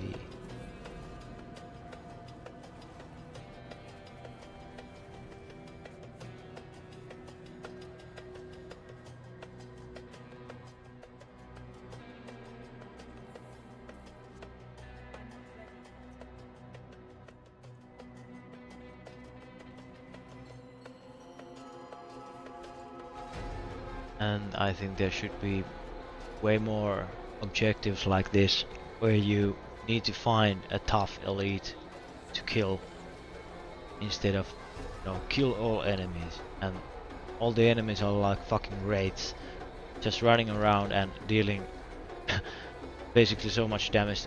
All of them can almost one-shot you.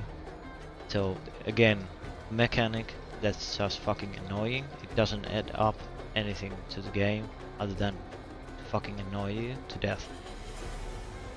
And when you have a objective like find this tough enemy and deal with him, that's like an incentive. It's like, cool, I'm gonna find an enemy that's challenging, hopefully not annoying as fuck, but challenging, and I have like chance of getting some awesome loot. Plus, like that's the base of the game. Kill monsters, get some loot.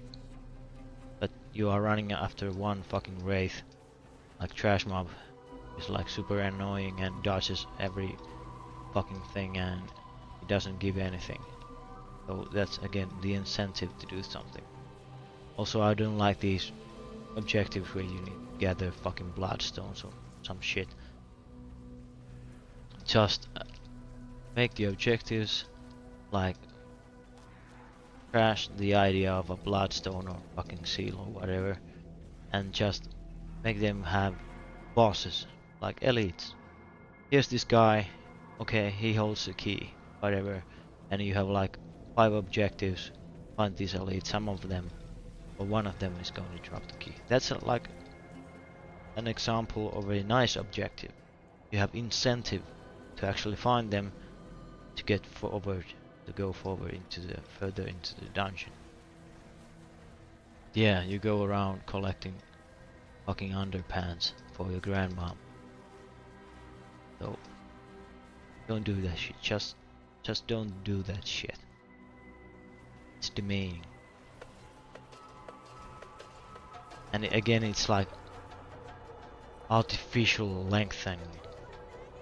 Like if the dungeon sucks and everything sucks, just don't make it suck more by artificially making it last longer. That doesn't add anything into the game other than the annoyance again. So it's like the point of having artificial like difficulty by actually, okay, now new record 4 schedule, by adding up stuff that doesn't serve a purpose other than being just fucking annoying. Like that's just shitty design.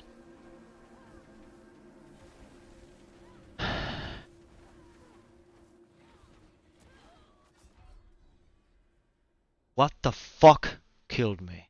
Mother's Chosen. That guy was already dead. So a trash mob basically one-shot me. Okay. They reduce my armor. Okay, I get that, but like still, one trash mob one-shots me. Can they crit? Can they overpower? I really start to think that they can crit and overpower. Sometimes you just get one shot. No matter what you do, no matter the situation. Even level 95 monsters can one-shot you, given the circumstances. So, okay. Again.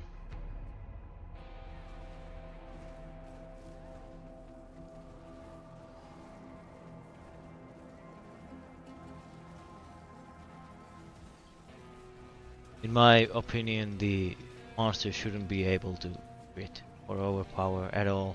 It's just like, just give them a flat damage that can vary somewhat, and don't give them the chance to critically strike. It doesn't, again, it doesn't serve a purpose. Okay, maybe a druid or barbarian, something that can have like a lot of health and a lot of damage reduction and still maintain some damage. It's okay for them because basically what one shots me takes like third of their health down. Maybe it's okay for them. Then they need to fix the sorceress, because none of this shit makes any sense.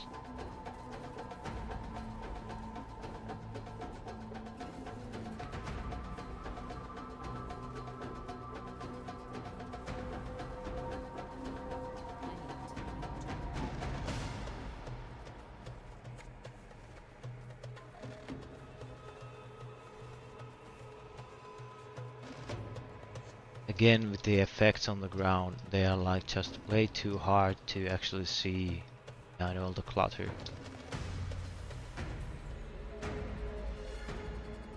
And one fucking ball hits you and you're dead.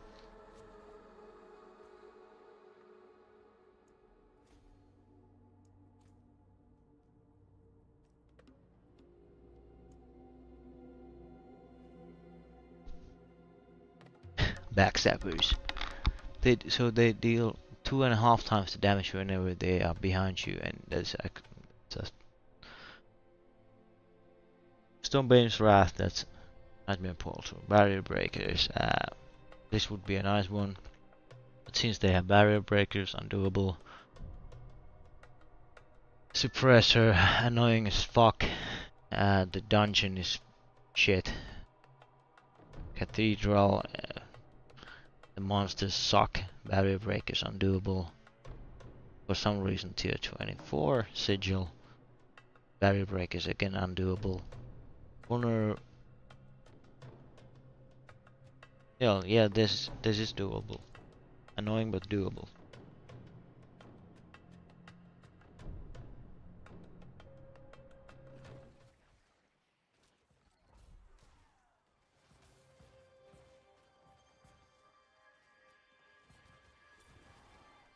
Is this like a regular spot for farming? Why are people standing here around for? Do they spawn like a lot of? Yeah, I guess they do.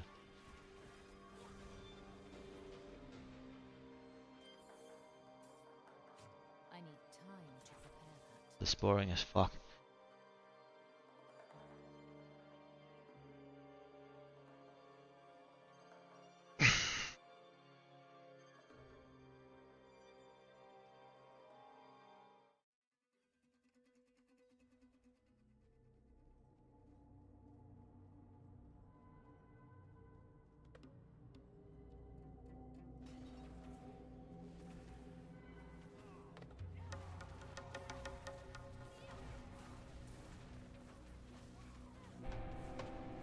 Like again here, collect animals. This is a nice objective.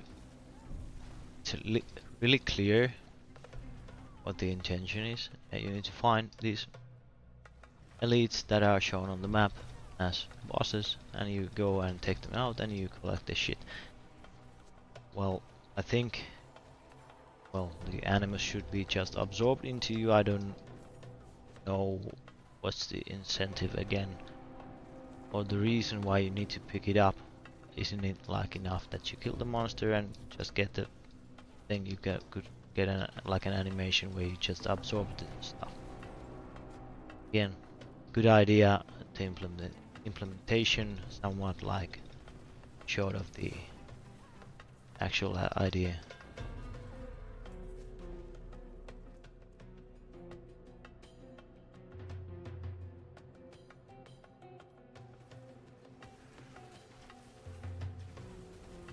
It's really like everything in the end all about the feeling. Like when you do this animus, you know, see, okay, there's an elite pack right there. It got like gives you dopamine and that feeling like maybe there's a chance of getting something.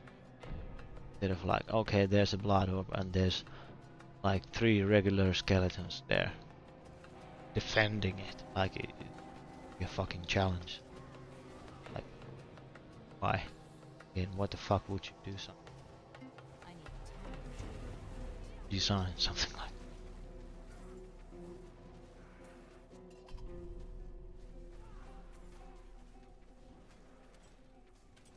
It's been a while since I've seen Butcher. I'd kinda want to meet Butcher with this new build since it has way more single target DPS than the old one, and I'd like to see if we can maintain mana for a good period of time.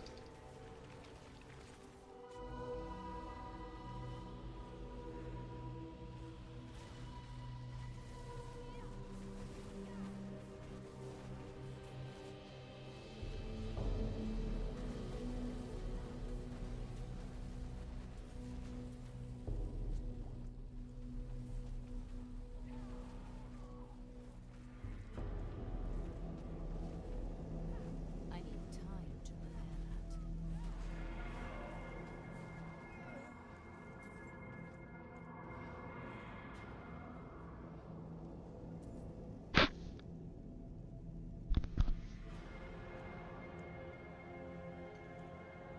Okay, after this we'll do one more potion and then I'm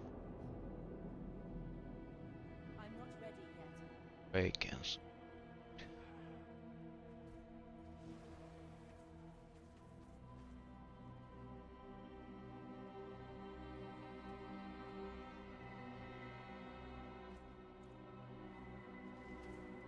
I think this whatever dungeon called is like one of the enjoyable dungeons. Like the objectives. First you call animus, get forward, and now you have to challenging as in the favored. And I think like one thing they could adopt from Diablo 3 is the greater thing to these dungeons where once you've achieved the objective, like kill these favored guys, you at least you should have a chance on a difficult boss like. And where are all the like Andariel, Duriel, Astaroth, Lias, all these guys? Cool, very cool boss fights and cool, very I think nice mechanics in the boss fights. Why sure, why not even Lilith? So why don't we have a chance in the dungeons to on these actually nice bosses? But you always get the Blood Bishop or all these. There aren't too many of them. Say 10 to 13 somewhere like that. So the variation is very little. Even though there are a lot of more bosses in the game, like in the main quest, there were a lot of cool bosses. So why not just spawn those? It would be well, yes, on like a portal to an arena where the fight is held, since like Lilith or Astaroth at least, they are like big bosses and they do a lot of AoE stuff. So if you made Astaroth in a little corridor like here, it could be quite rippy. Basically most of the arena is filled with fire. But you, I guess you'll get to try. Speaking of here,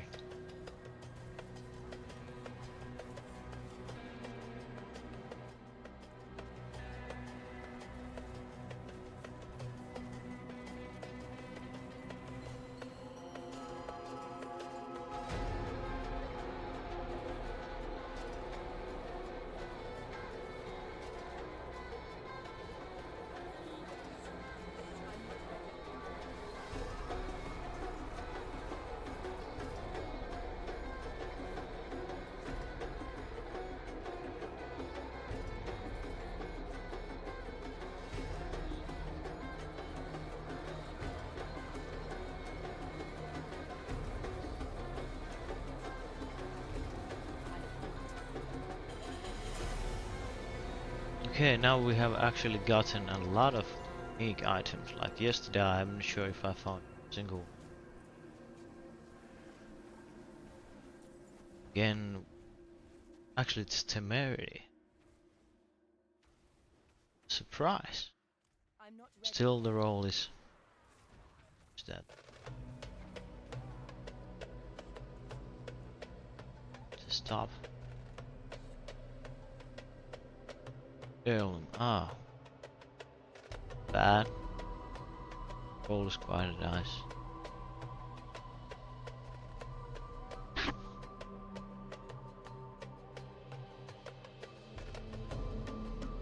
Still the chance to heal is kinda same.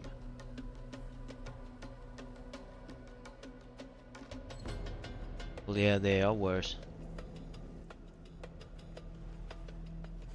Are kind of.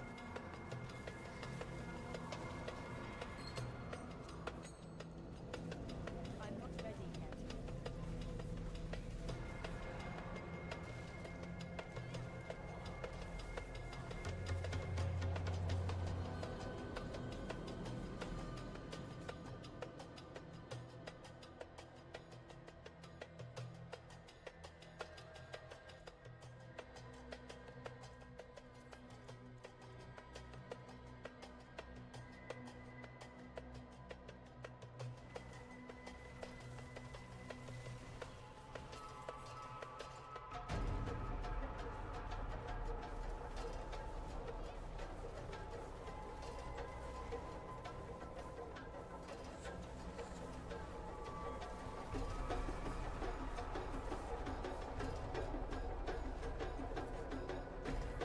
Again with the fire enchanted, I think if you kill a fire enchanted enemy, it's enough that he explodes one time or shoots the fireball one time.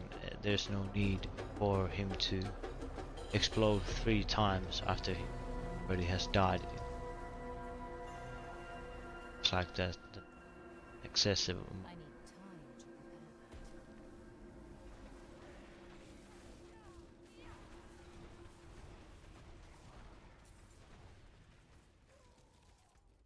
They are pants, we are.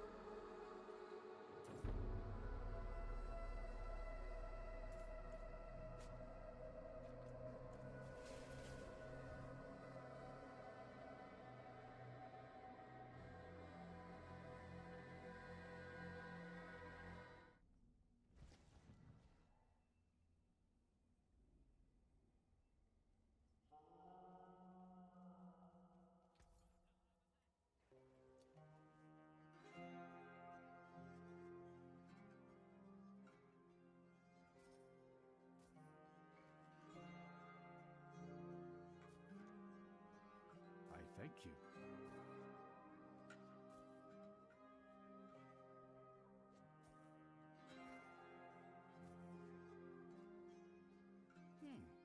Decent value.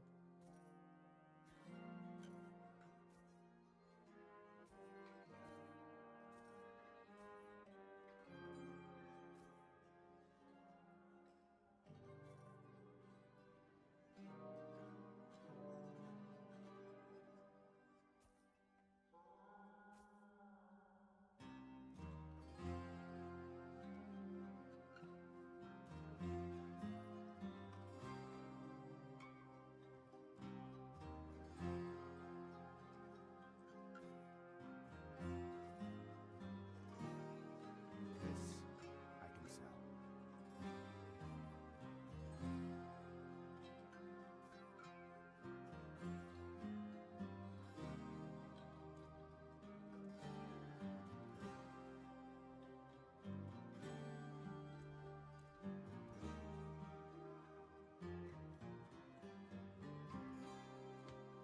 My burden is too great. Win favor, my friend.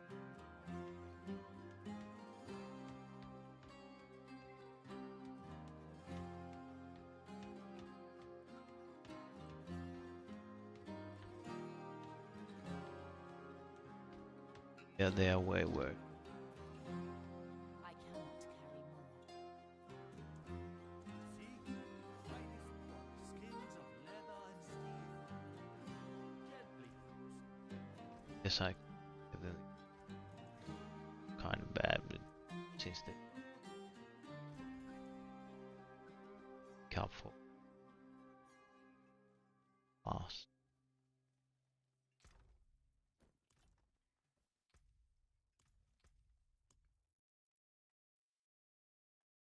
Really earthen, I don't set.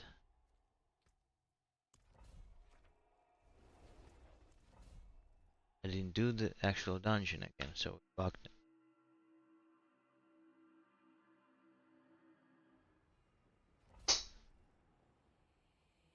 The fuck happened again?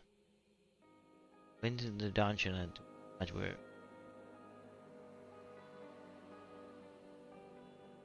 okay. The same thing happened just last night. Am I not just paying enough attention, but I think it's really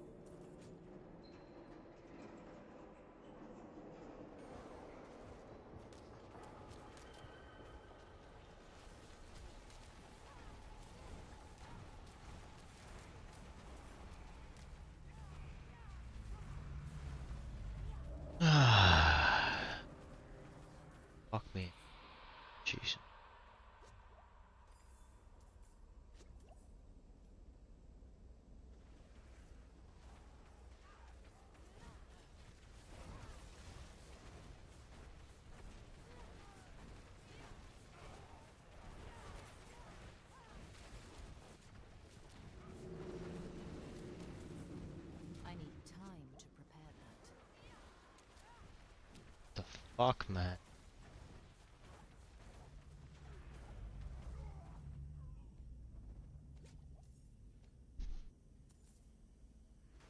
Like these banshees and raids, damn it.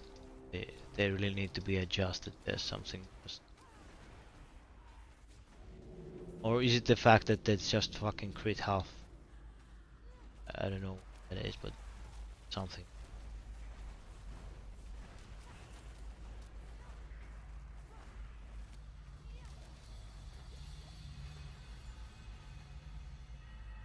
And in addition that they deal like a lot more damage than the other monster in the game, they seem to have like way more resistance as well. So it intended, or is this something broken?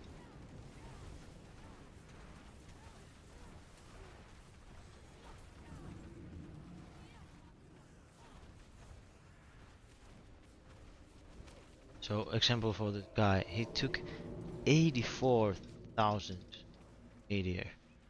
Melee defenders. So are you saying the melee ranges here? They are ranged monsters, I'm a ranged guy.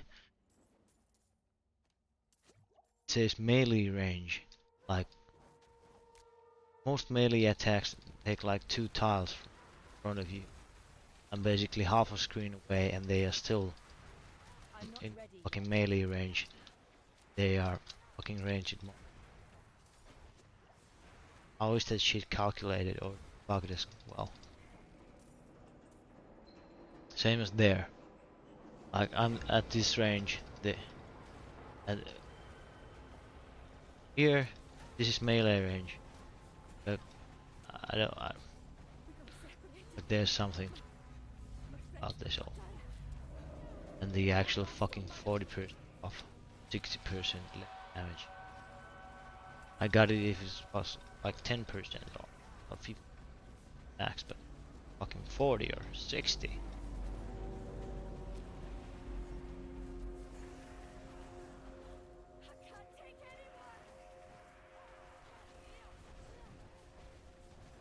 Reason why I'm doing this is because I like kind of like the dungeon.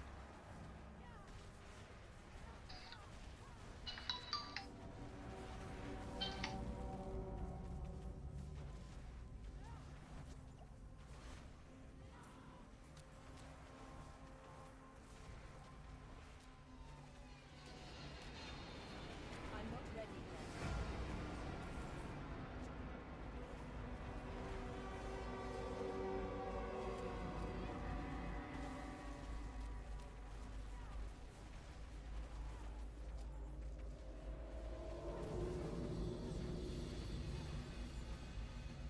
Thank you, Wanderer. Without you, I'd be dead. And here again an example of the event. Manage from here. Not a single elite. Just got a bunch of grass mob hit like a fucking truck.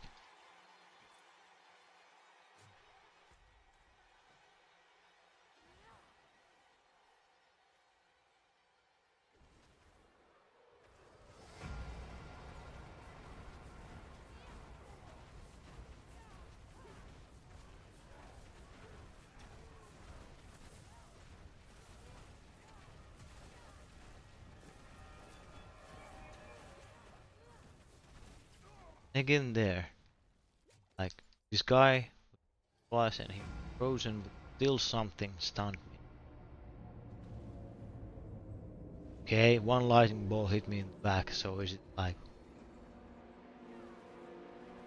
eh, does lightning have a chance to stun or does it just stun if it deals enough damage? But the thing is this particular lightning ball that hit us didn't deal like basically no damage at all, so why does it stun us?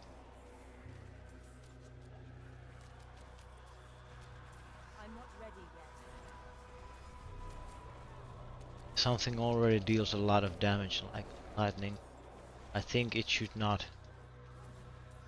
Well, this particular example is bad, but you lightning deals a lot of damage. It's like hitting you for half of your health. It's stun you in addition. It's like it's either way. Either the heat stuns you, deals a lot of damage. Shouldn't do both. Of course, the action exception PvP, but there's where you kinda it's understandable. Monsters. Here again, what the fuck happened? Like 3 or 4 meteors didn't hit this guy first. And think about this. It says 40% less damage from targets. Okay? So my meteor should crit around 300,000. For some reason I'm hitting 60,000 here. So even the tooltip here that says 40% less damage, it has got nothing to do with the actual fact that it mitigates like 60 divided by 300. That's what if so 80% the damage reducted. So it's not 40% less damage, it's 80% less damage. Like there's something really wrong with the damage buckets in this game.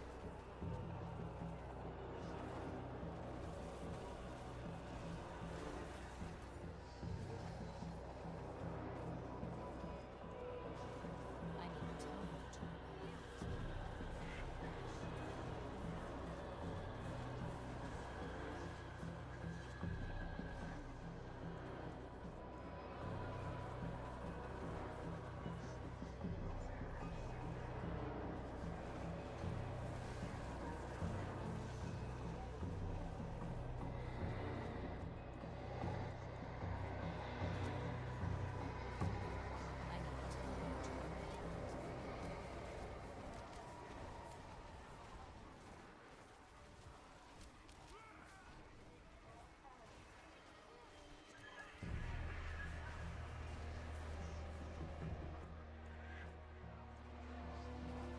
So again, yeah, I fucked up layout.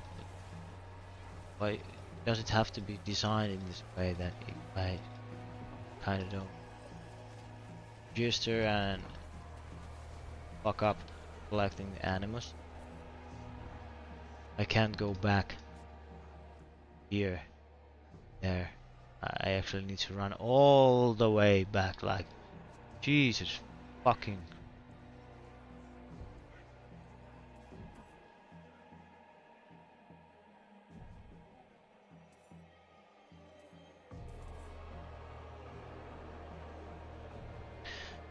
Kinda waiting for that big developer stream to actually find out what is that stuff they're coming up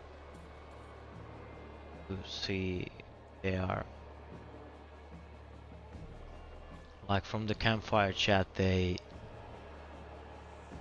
they didn't reveal basically anything,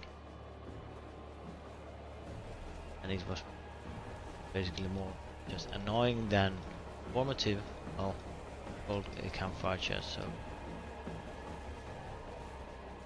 I guess that's okay in that sense. But you know, where they said that druid and barbarians are getting more imprints and items, and they are being buffed.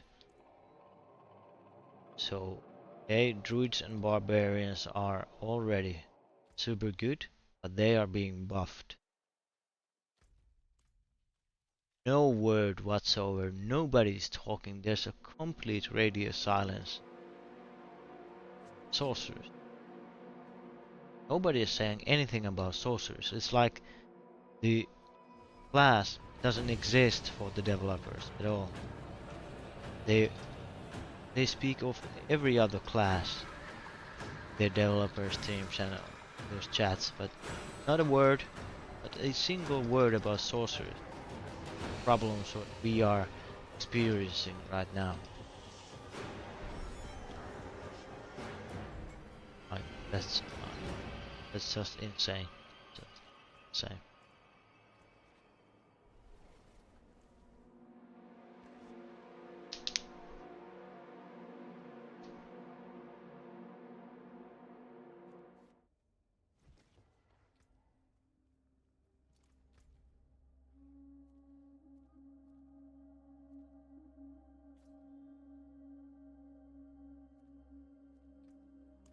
Okay, we'll do one more dungeon and then I'm off. Get some food and exercise a little bit. Do something else other than make lose my fucking sanity over this shit. I really do hope that at least some of this stuff we're discussing concerning Sorceress and stuff I've written in forums, they will get attention. The only thing that will make them look at the subject is that make noise about it. And if you don't have the incentive for the time or whatever, then help me do it. Give me visibility, subscribe, thumbs up, hit the bell, all that shit. Link that stuff to your friend. Like, go into the forums, give the stuff I've written likes and hearts, whatever. So, if they see a certain subject, like there's a bunch of likes and thousands of views, if I like consider that you were the guy at Blizzard going through forums at the Bakrit. They are the boards that have like one view where a guy says Druid sucks and that's it. Well, if he goes through it, he will basically at one glance just know that the guy who wrote it, gal, is just basically an idiot. I need time to prepare. Has spent like 5 hours on the game, is level 30 and just don't know make a build. But like I've written length and there's data and there's arguments and there's like proof that something is broken, gets like let's say 50 replies and 10,000 views. Of course, then they have like they kinda need to go through whatever it is that is accumulating all views and replies on the subject. If you have the time, please do. I'll leave the description, I mean the link to the stuff I've written in official forums description. Check it out.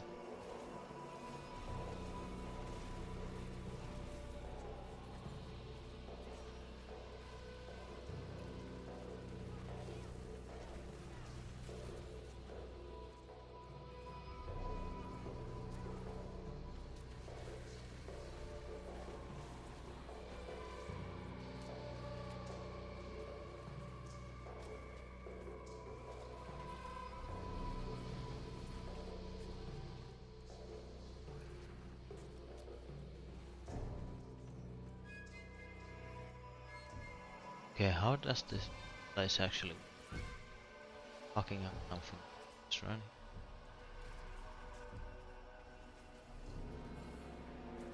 Guess we'll find out what.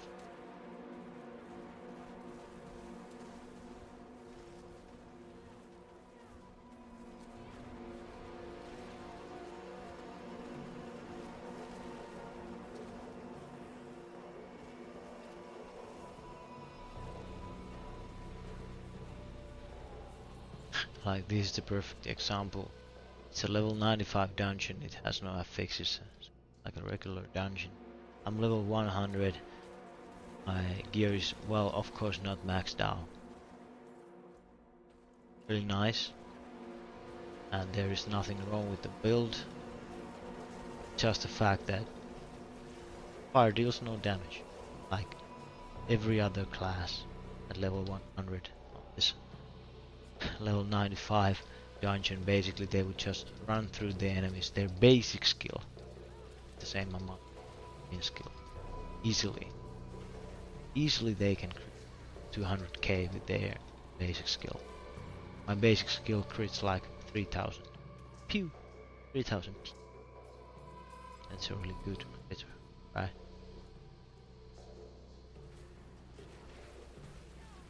And I don't know what's the insanity behind. Is it like the developers? Actually, if I remember correctly, does anybody of the like the team, like the face of Blizzard for Diablo 4, Rod Ferguson and guys, does any of them do any of them actually play sorcerers? I think not. At least I haven't heard. I know like Ferguson plays like Necromancer, and the thing guy, I'm not sure what he plays. Does he play at all? And I don't remember that any of them actually has said anything about sorcerer or playing a sorcerer. So that would explain a lot. Yes.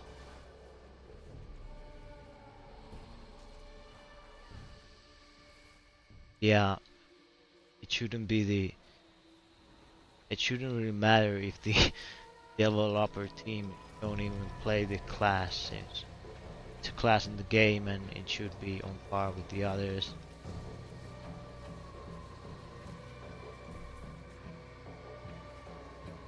And if that's the case, because they are not paying attention to sorcerer, because one of the guys in the developer team, no one is playing sorcerer, or they have like indifferences between them, like if there's a guy who plays sorcerers but nobody likes him, and they are kind of nerfing the shit out of sorcerers. Well, this is just speculation and kind of that's not having fun, because I'm fucking frustrated. Shit, none of this makes sense.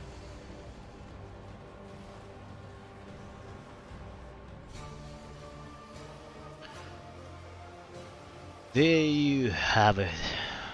That will pack up this stream for now, and I'll probably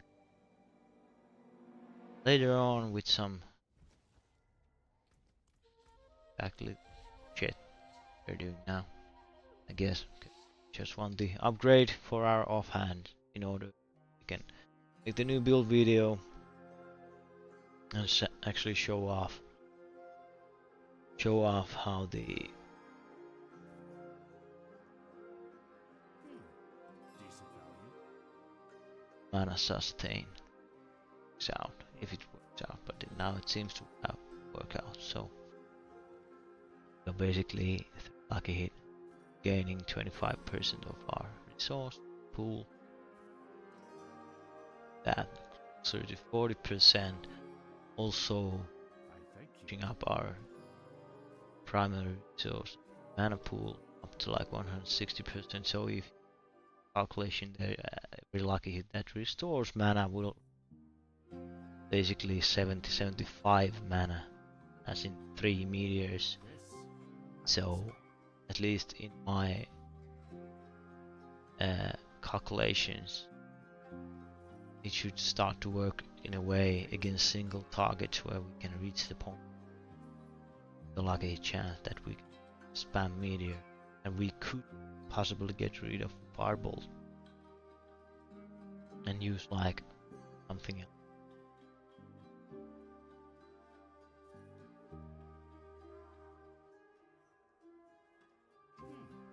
Decent value. Alright, there we go, Okay, I hope you enjoyed this stream, and if you do enjoy the content, please subscribe. A little bit helps, and leave me a comment. Anything to ask, suggest, but otherwise, another video, and